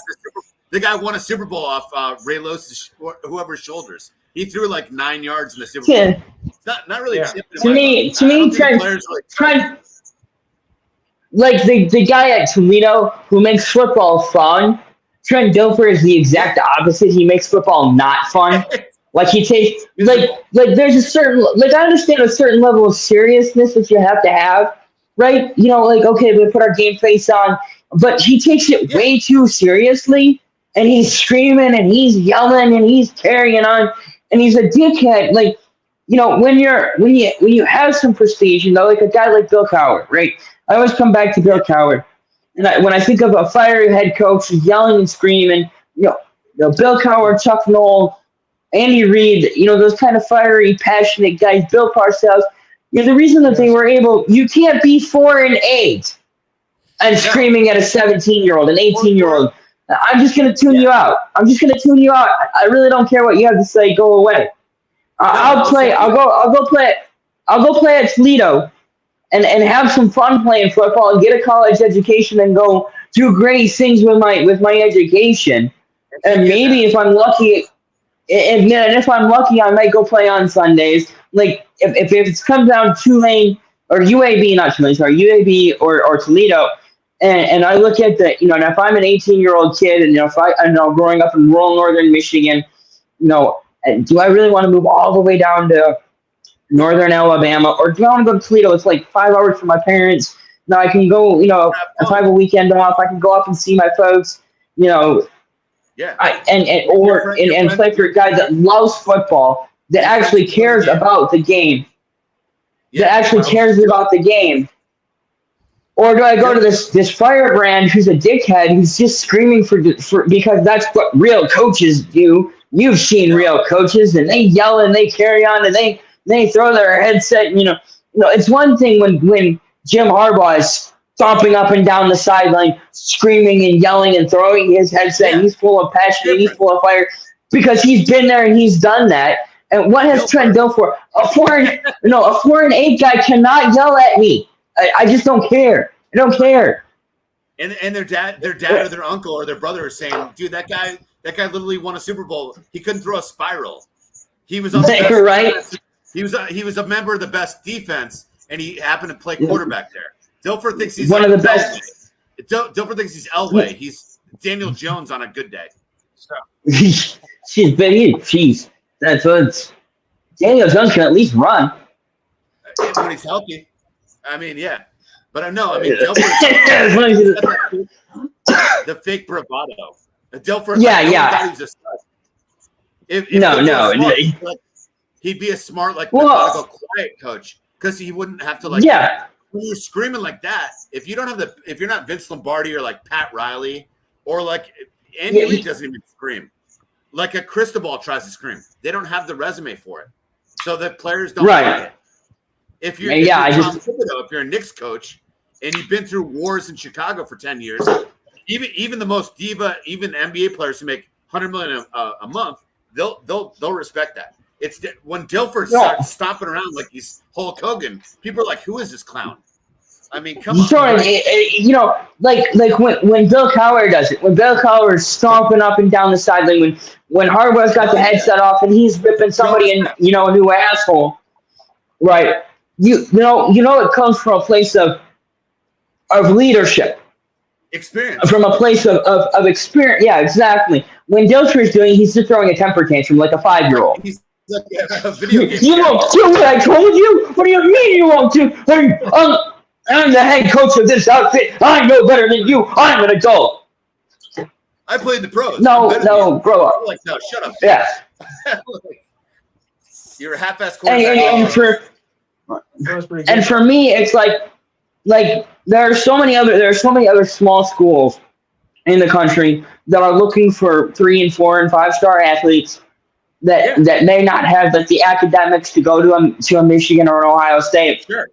That are going to be far more fun to play at than I'd rather play with the guy that's having fun coaching. That's going to make me a better player. That's going to translate into me possibly playing on Sundays than the perpetual 5-year-old throwing a temper tantrum because he just knows better. I'm yelling, and that makes me a man. And I'm yelling is coaching. Yeah, Dilfer. Dilwad. Yeah, make you a man. Seriously. That guy should be. And we'll make a man. Lou had the prior high. Lou had the earlier high rating of a 7. I'm putting Dilfer on a 12 out of 5. Yeah. His action should be so hot. It should be through the stratosphere. Yeah. Area coach by right now. He's eliminated. Like Woody Hayes, there are so many great coaches that were firebrands. Woody Hayes, Bill Schembechler, guys that they were screamers, they were yellers. Bill Parcells, Bill Cowher, guys named Bill. They just yell apparently. but when your name is Trent, you're not yelling from a position of strength. You're yelling from a position of impotence. You're yelling because nobody respects. You're not yelling. You're not yelling because from a motivational standpoint. You're not yelling because you're impassioned. You're yelling because you're a 5-year-old throwing a temper tantrum because some other 5-year-old took the blocks that you weren't playing with. Well, it's trying to act tough. Trying to act tough versus being tough. Being in the being tough. Being in the backyard brawls. And I'm not trying to. I'm no one. I'm a buzz on the bus. But I'm saying when a Bill Cowher yells, I don't care if you're in high school or a 30-year-old All-Pro making $20 million a year, like a Greg Lloyd or Kevin Green and the Steelers. They would listen to Jerome Bettis. You cannot demand that respect. You have to earn it. Well, like Dilfer walks in like he's Michael Jordan of football. He's no one. It's like I know we talk about talking about guys that yell and like when Jimmy Johnson was with the Cowboys, he was a yeller, right? He yelled, he carried on, but he was yelling from a position of strength, right? Yeah. He would yell, he would scream, he would be abusive, so that the team captains could take pull aside a guy like a Michael Irvin and be like, look, Michael, just let it go. That's what he's gonna do. That's what he's got to do. It makes him feel better. Don't worry about it. It'll be all right. But when you see a guy like Dilfer yelling, it's not from a position of strength. It's not from a position of motivation. He's the big dog. He's the big dog, right? He's in charge. But what it really is it's insecurity. He wants you to think that he's in charge. Oh, he had a better when he's just talked down. Like that's the way. Well, and I feel like he's not yelling from a position of strength. He's yelling because he's a bully. He's not because people yell at him, so he yells at other people. He's not doing it from a position of strength. He's doing it from a position of demeaning these players. He's not trying to build. He's not tearing you down to build you back up. He's tearing you down because he thinks you're inferior because he is your superior. He's not yelling at you, like in the military, right? There's this, we see that we've all seen those videos of the drill instructors screaming and yelling and carrying on, and there's a reason why they do that. It's because in battlefield conditions, the high stress environment, and that can translate to the football field too, or any sport really. Yeah. The high stress environment of where you're yelling, you're projecting, the reason why a drill instructor might yell isn't because he's a bully, isn't because he's being mean. It's because he's motivating someone who doesn't know, right?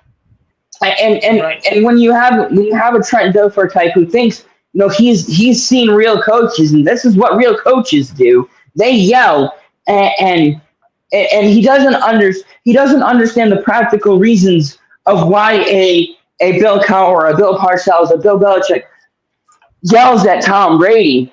It's not because he's trying to bully Tom Brady.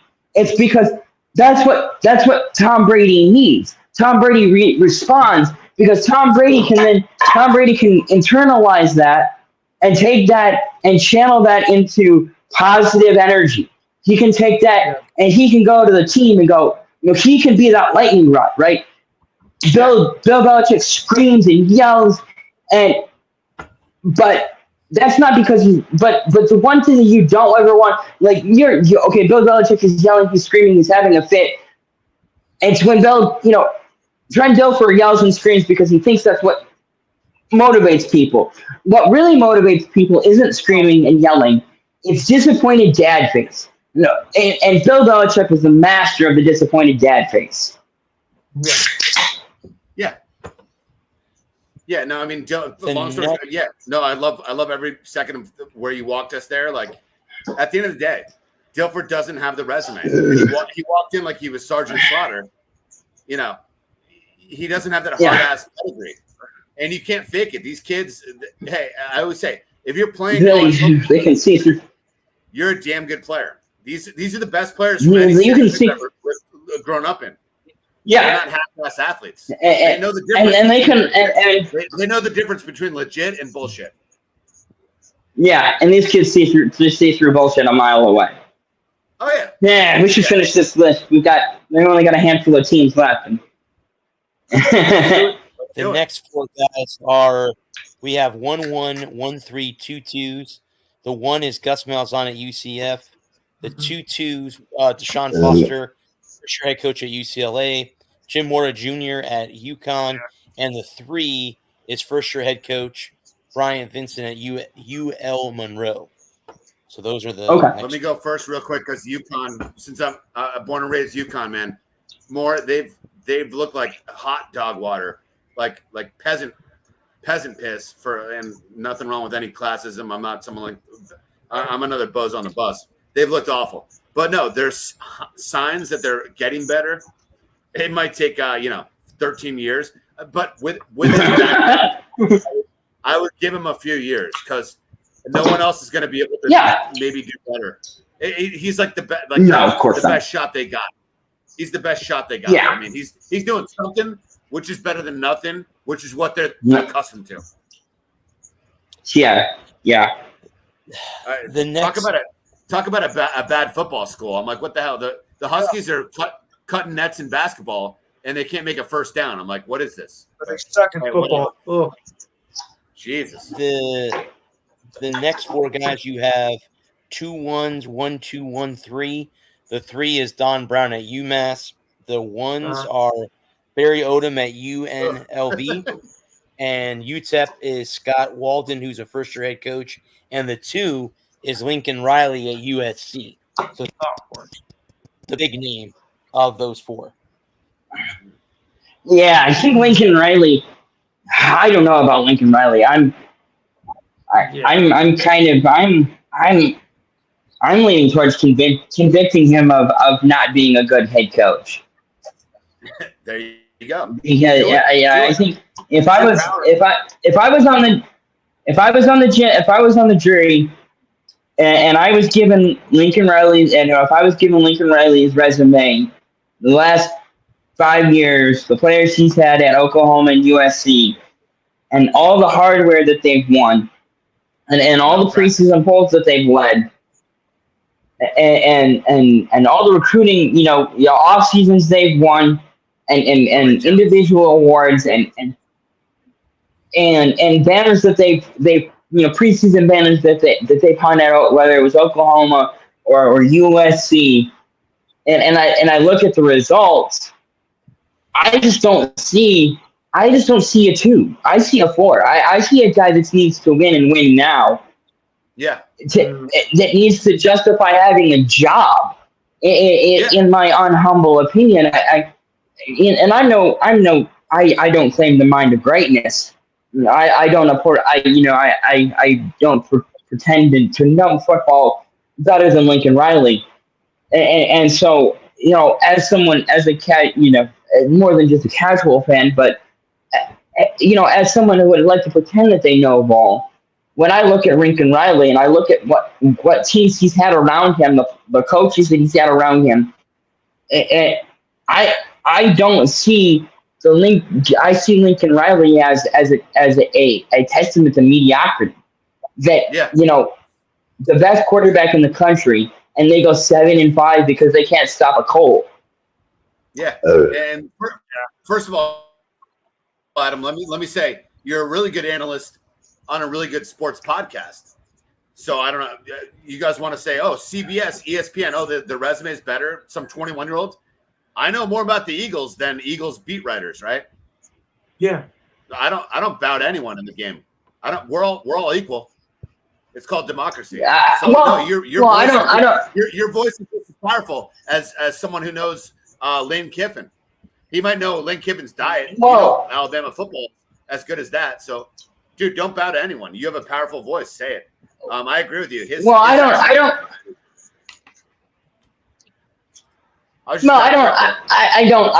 don't want to pretend that I'm getting, that I have any kind of, that I'm on an equal footing in terms of knowing football like a Jimmy Johnson. But when it comes to looking at what we're all analysts. But from my analysis and what I've seen, in the last 5 years, aside from COVID, aside from the season, which was wonky for everybody, and kind of throw that season out, I just don't see the Lincoln. I just don't see this Lincoln Riley character as being this premier head coach. I don't see him elevating players. Like, he's not like a Trent-Dilfer goofball, right? I'm not saying he's on this. He's not, he's not a moron. He's not a clown, no. But he's not this big name guy. He lives off his last name. He's not doing it. He's not producing. He put up some nice seasons at OU, and they were a talented team, had a lot of good players, and just the end results were never there. No, I've never been in love with him. I mean, I know the history, the hoopla. Yeah, give me that. That's fine. Talk is cheap, like you said. Put up or shut up. I mean, I've seen his back of his baseball card. Oh yeah, wow. The history of the legacy. He still hasn't won the big one. So it's like, if it's not hitting a home run right now, time's running out. To me, it's every year it's a little bit further away from, oh, he's a great coach. Show me something. He's not walking the walk. The next four guys, there's 2 zeros, 1 3 1 4. The 2 zeros are Jeff Traylor at UTSA, which they're a favorite to win the American. The other one is Kyle Winningham at Utah, which they're supposed to be one of the top teams in the country. A first-year head coach in Nate Drilling at Utah State, and then the 4, which I don't understand why this is a 4, but Clark Lee at Vanderbilt. I don't know why you're a 4. You're not supposed to win anything. I don't know how you're Vanderbilt. Vanderbilt. I mean, you're Vanderbilt. You're horrible. It's one of the top medical schools in the country. Because the football team has not been good for a long time. I'm gonna hop out and hop back in. Okay. Well, football is pathetic. If you have 20,000 people show up at alumni weekend, it's a win. Vanderbilt is not a football school. Those are attorneys and real estate mavens. That's an academic maven. It's not a football school. It's not a sports school. Look at Alex. I don't care. It's funny that you say that. It's not a sports school. Because when I was in Nashville, Vanderbilt is. My editor Ralph took us through the city, and he said, he goes, there are actually they average 9,000 fans for a football game. No one shows up. Wow. Imagine that. And they're like millionaires, they're like millionaires with polos, millionaires visiting campus with their sons. So I coached a kid in lacrosse. Shit. It's funny. His dad, this guy's awesome. He lives in Connecticut, rich, broker. He went to Vanderbilt. I'm like, oh, that's cool. My son wants to play lacrosse. My son's a football player. We're going to alumni weekend when they're playing Alabama. I said, oh, that's going to be fun. He goes, no, we're going to get murdered. We never beat anyone. We're not a sports school. I'm like, no, you're not. Good luck. I mean, it is what it is. Beat the Gators last year. They're not lying about it. You suck. You suck. You suck. I've heard, though, great campus. I mean, it is. Whatever. I saw it. It is. It's nice. Awesome. The next 4 guys, we have 2 2s, 1 1 1 3. The 3 is Tony Elliott at Virginia. The 2 2s are Brett Pry at Virginia Tech, first-year head coach Jed Fish at Washington, and then the number 1 is Dave Costin at Wake Forest, which Wake Forest is always – they're like the Iowa of the ACC. They're always there. They don't go away. They beat the good teams when they need to beat them. But Wake Forest, I mean, they're like a gnat. that won't go away. But I think they're a good football team. Wake. Yeah. Well, they're more better in basketball and baseball. Football, kind of mediocre. Yeah, they're one of those sneaky teams that if you don't put your big boy pants on and come out ready to swing with them. Yeah. They'll beat you. Yeah. They'll beat you. They're a 9 times out of 10 team. 9 times out of 10, Florida State dog walks them, and it's embarrassing. But that 10th time is that time that's the only time, for 10 straight years, Florida State could be mediocre, right?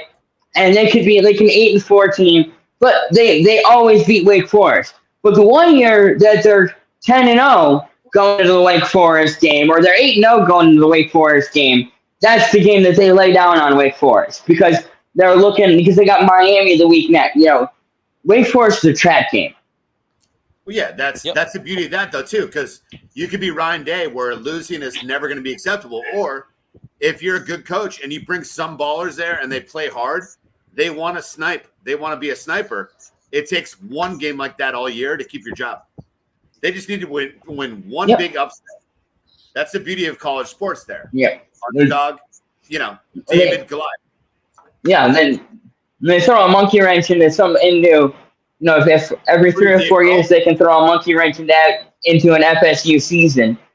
And there are, they can live with it. If they can go out and they can give Clemson a game every couple of years, give FSU a game every couple of years, you can make a pretty decent living being head coach at Wake Forest. That's what I'm saying, man. That's why you look around the ranks. Look around the ranks on these campuses.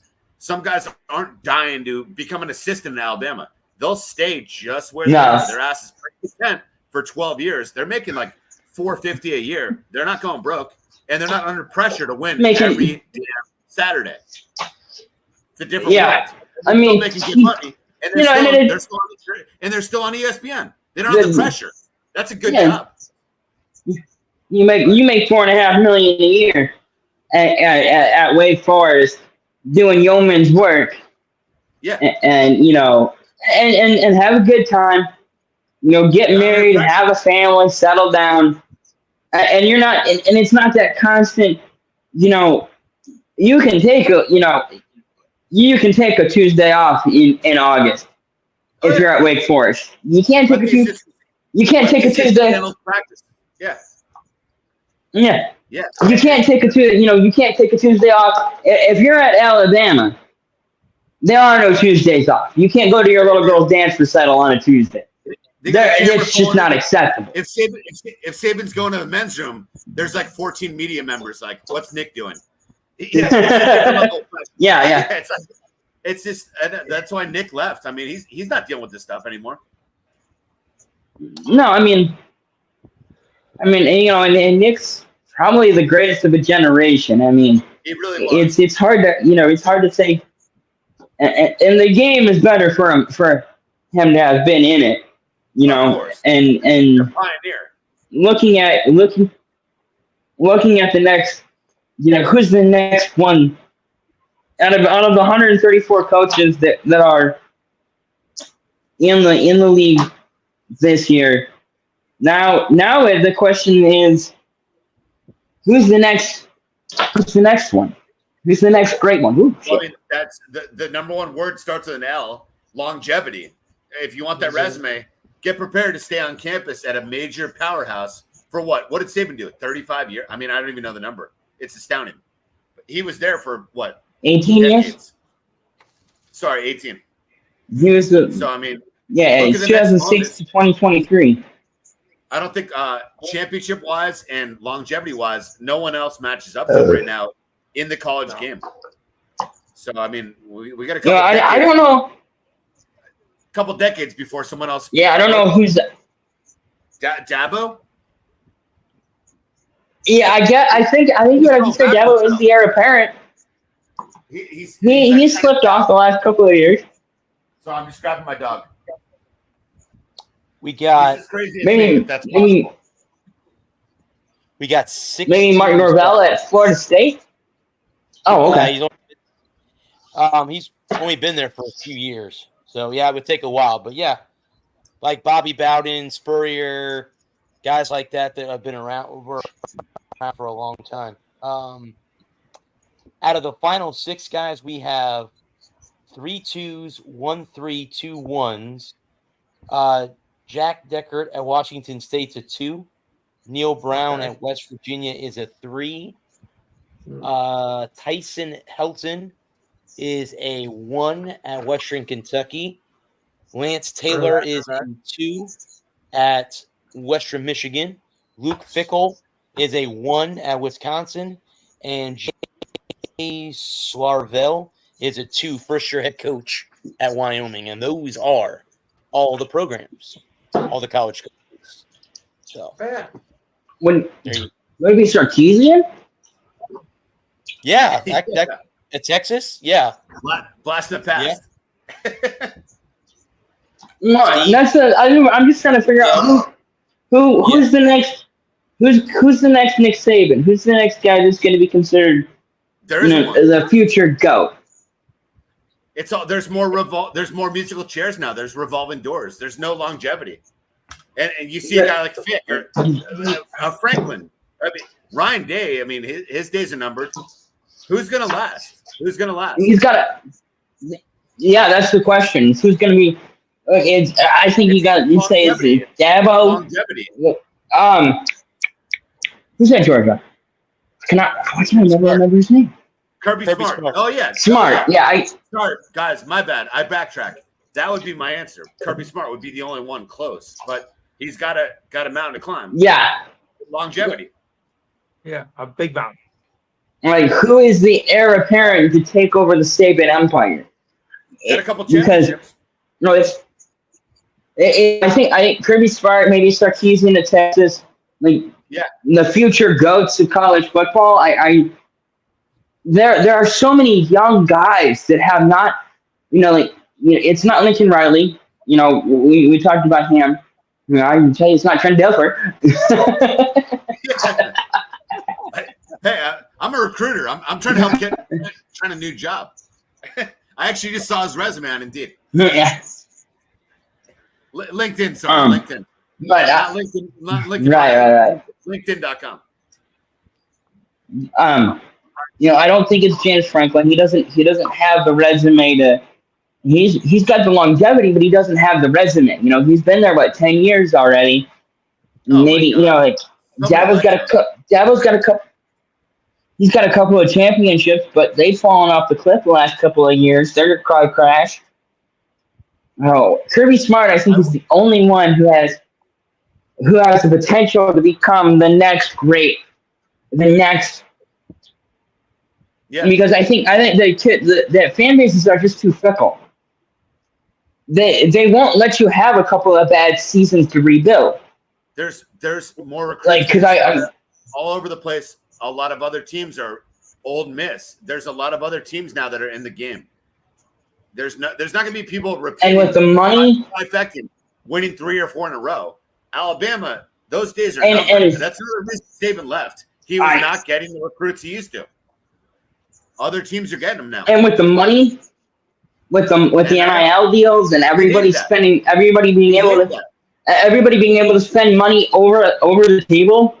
When Nick Saban was running the dirtiest program in the country, and he was able to lure in recruits by well, see, we can't pay you any money, but if you just go into the fifth locker and you put in 27, 34, and 21, open that up and there might be $100,000 in cash in there. I'm not saying there is, but there might be. There's a lifeline. There's a lifelong cruise ticket that you and your mom and grandma have, but we're not paying you off. No. Yeah. He didn't get thrown in jail. The world of college football caught up, and then they started offering NIL. I'm telling you what. Don't tell me. Well, if you think I'm wrong, tell me I'm wrong. Yeah. The world caught up. I think you're absolutely right. Saban was getting old. He said, shit. They smelled my bullshit. He's out now. Yeah. Well, you know, when it was all he used to pay people off. Other people would pay for him. Adam, you nailed it. There's no way we're wrong. Well, when it was all the under the table stuff, and there was no, and it was all backroom deals, and a wink and a nudge. You know, Nick Saban was more than happy to play that game. But now that it's all out in the open and it's all above board, and everybody gets to play that game, and the transfer portal, he never liked the transfer portal. He hated the transfer portal. Because when it was players, he used to steal people naturally. People would transfer to Alabama. Now anyone and NIL. Now a guy from Ole Miss can get paid $200,000 to play at Ole Miss. Nick, they used to just pay people to play at Alabama. That's why he hates the whole normal. Well, that's why he just left. He hated the normal. You'll never see me kissing Saban's ass. I'm sorry. I like the resume, but he's not a Michael Jordan of coaching. He's not an NFL coach. He's not to me. I mean, whatever. He had a great run at Alabama. Good for him. No, I mean, you can't argue with success. He had success. I'm not saying he wasn't successful. I'm just saying that when it was all hush hush, and of course, when it was all hush hush and it was all under the table and it was all backroom deals and cigar filled back rooms, cigar smoke filled back rooms, he was happy with that. He was perfectly fine with all of that. When an old lineman just happened to find a set of car keys under his pillow from the tooth fairy, that was okay. That was okay. But now that everybody can put a set of car keys under the pillows for the from the tooth fairy for these kids, and they can transfer at any time, he really hated the transfer portal. He walked away because he was one of those old school guys where you wait your turn and all that happy horse shit. No, I mean I remember the Dolphins. He bought him out in the NFL, and then he's like a guru. I'm sorry, I know he's great, but I'm not gonna kiss a ring. Yeah, and Nick Saban. I've seen better coaches. I've seen several better coaches. Nick Saban was never going to be an NFL head coach. No, hell no. There was just too much money involved. There was just too much money involved in the NFL. Just too much money, too much free agency. Oh yeah, and so that whole experiment was doomed to fail. But at Alabama, he was great. Yeah. I was never someone who was like, I always respected Saban. And then I'm like, I just found it interesting right when all this NIL, when Ole Miss players could get paid. And when Bama was not getting everyone, Saban just suddenly left. Oh my God, he's getting old. No, I know why he retired. So that's why he lost a little bit of that luster. Some of that shine off that sports car, it died down a little bit when I saw what he did, because I know why he left when he did. He's not in bad health. He's not that old. Sorry. I mean, there's guys on Sundays coaching that are older than him. No, he's 74. So, I mean, he wasn't exactly – level, because Bama's not going to win a national championship soon. He left. That's the way I feel. Well, he hates the NIL. He hates the NIL, but he's been paying players for 20 years. Well, in his defense, he's not exactly young. He's 74 years old. It's not like he's not 54. He's not 62. He is 74 years old. And at a certain point, when I think the fact that he saw that the rest of the league was catching up to him, and that a 14th ranked recruiting class beat him on the grandest day in the granddaddy of them all. Yeah. And it was transfer guys. It was 5th and 6th year seniors. It was JJ McCarthy and running the ball down your throat. It was old school Big Ten football. Oh yeah, love it. I love it. And he was I think what everybody is discretion is the better part of valor. Go out while you still can. because he could have, he could have coached another 5 years. He could have coached till he was 79 or 80. Yeah. But he physically he had the health, but there's a certain point where you're mentally just not in the game anymore. Like he physically, physically he could have coached him. Physically, he probably could have coached another 3, 4, 5 years. We all remember that. But mentally, Go, Adam. Sorry. When he no, that's okay. When he shook Harbaugh's hand on that Saturday night, I think that he knew right then and there that the game was passing him by. It was time to call it a career, and he had a great career. Nothing to be ashamed of, And when it's no that Miller play for me, that Miller play, it was 4th and like 30, and I could see it. Like we've never seen Saban looked. He was like pissed off and like he had no confidence that it was going to work. You guys remember that on the sideline? He was just like done.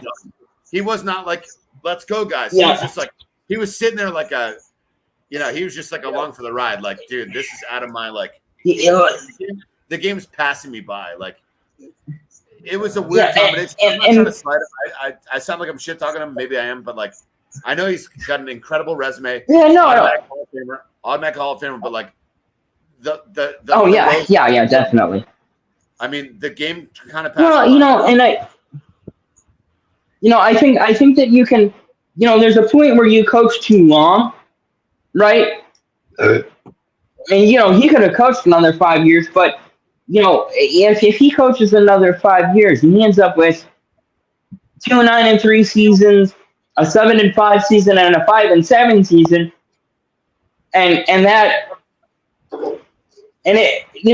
how much time each year it gets that much. If he goes 9-3, if Alabama were, if he stays and Alabama goes 9-3, how much does that take out of you?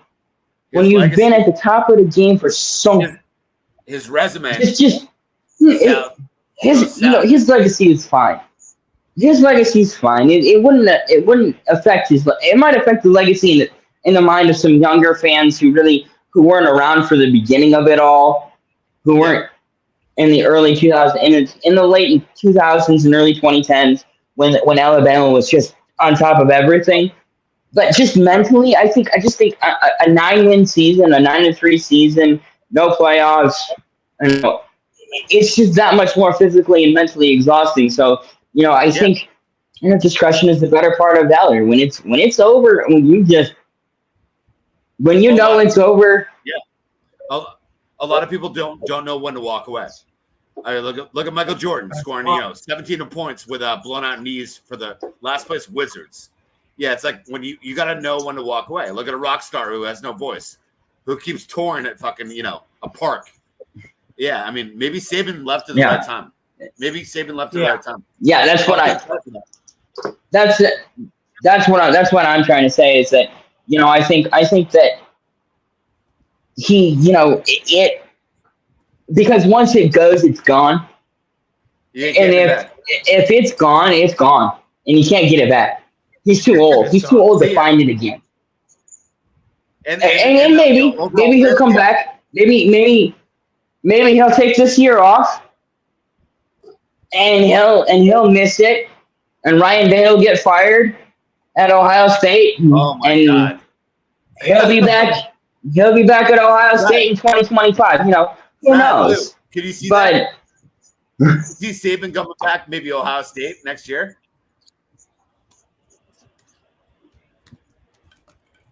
Can either one of you see that?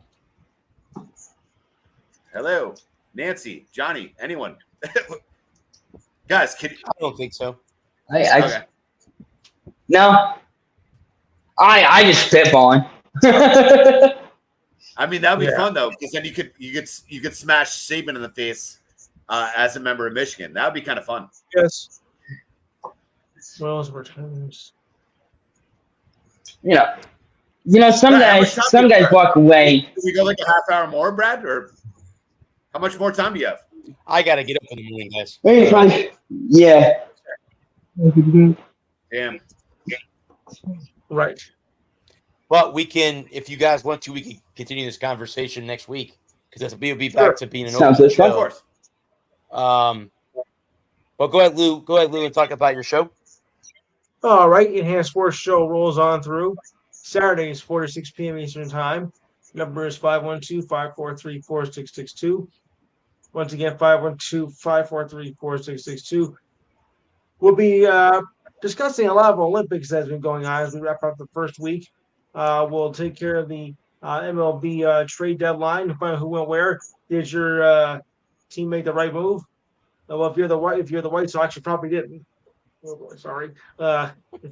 Sorry, White Sox fans. NFL preseason underway. The first game was tonight, and it's a good one so far. But we'll discuss that. And of course, during preseason, we don't do all the games to go through the schedule. So we pick one game per week. Which one you think is your best of the week? Then we'll do the regular stuff once we get into the regular season. We'll talk, of course, more baseball. Might touch a little bit on Little League since it's that time of year as their Little League postseason begins.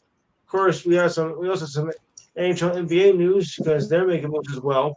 We'll also have our monthly schedule of events and the standings. Your thoughts and comments, the ridiculous side of the week, sports trivia, this week in sports history, and the feel good story of the week. So if you got time on Saturday between 4 and 6 p.m., dial 512-543-4662. And don't forget, you can check us out on YouTube. Just go to YouTube and type in the Enhanced Sports Show. Though I prefer you do it after the show. Nice. All right. I want to thank these three guys for making the show fun every week. Thanks to our first responders and our men of our armed services. Thank you so much for doing what you do. Thanks to our sponsors, our network, and everyone that joined in. We'll be back here, guys, next Thursday. I am the Sportster Bradley Walker. This has been the Walker Report. Peace. And I hope Thanks, guys. Top rate, send it.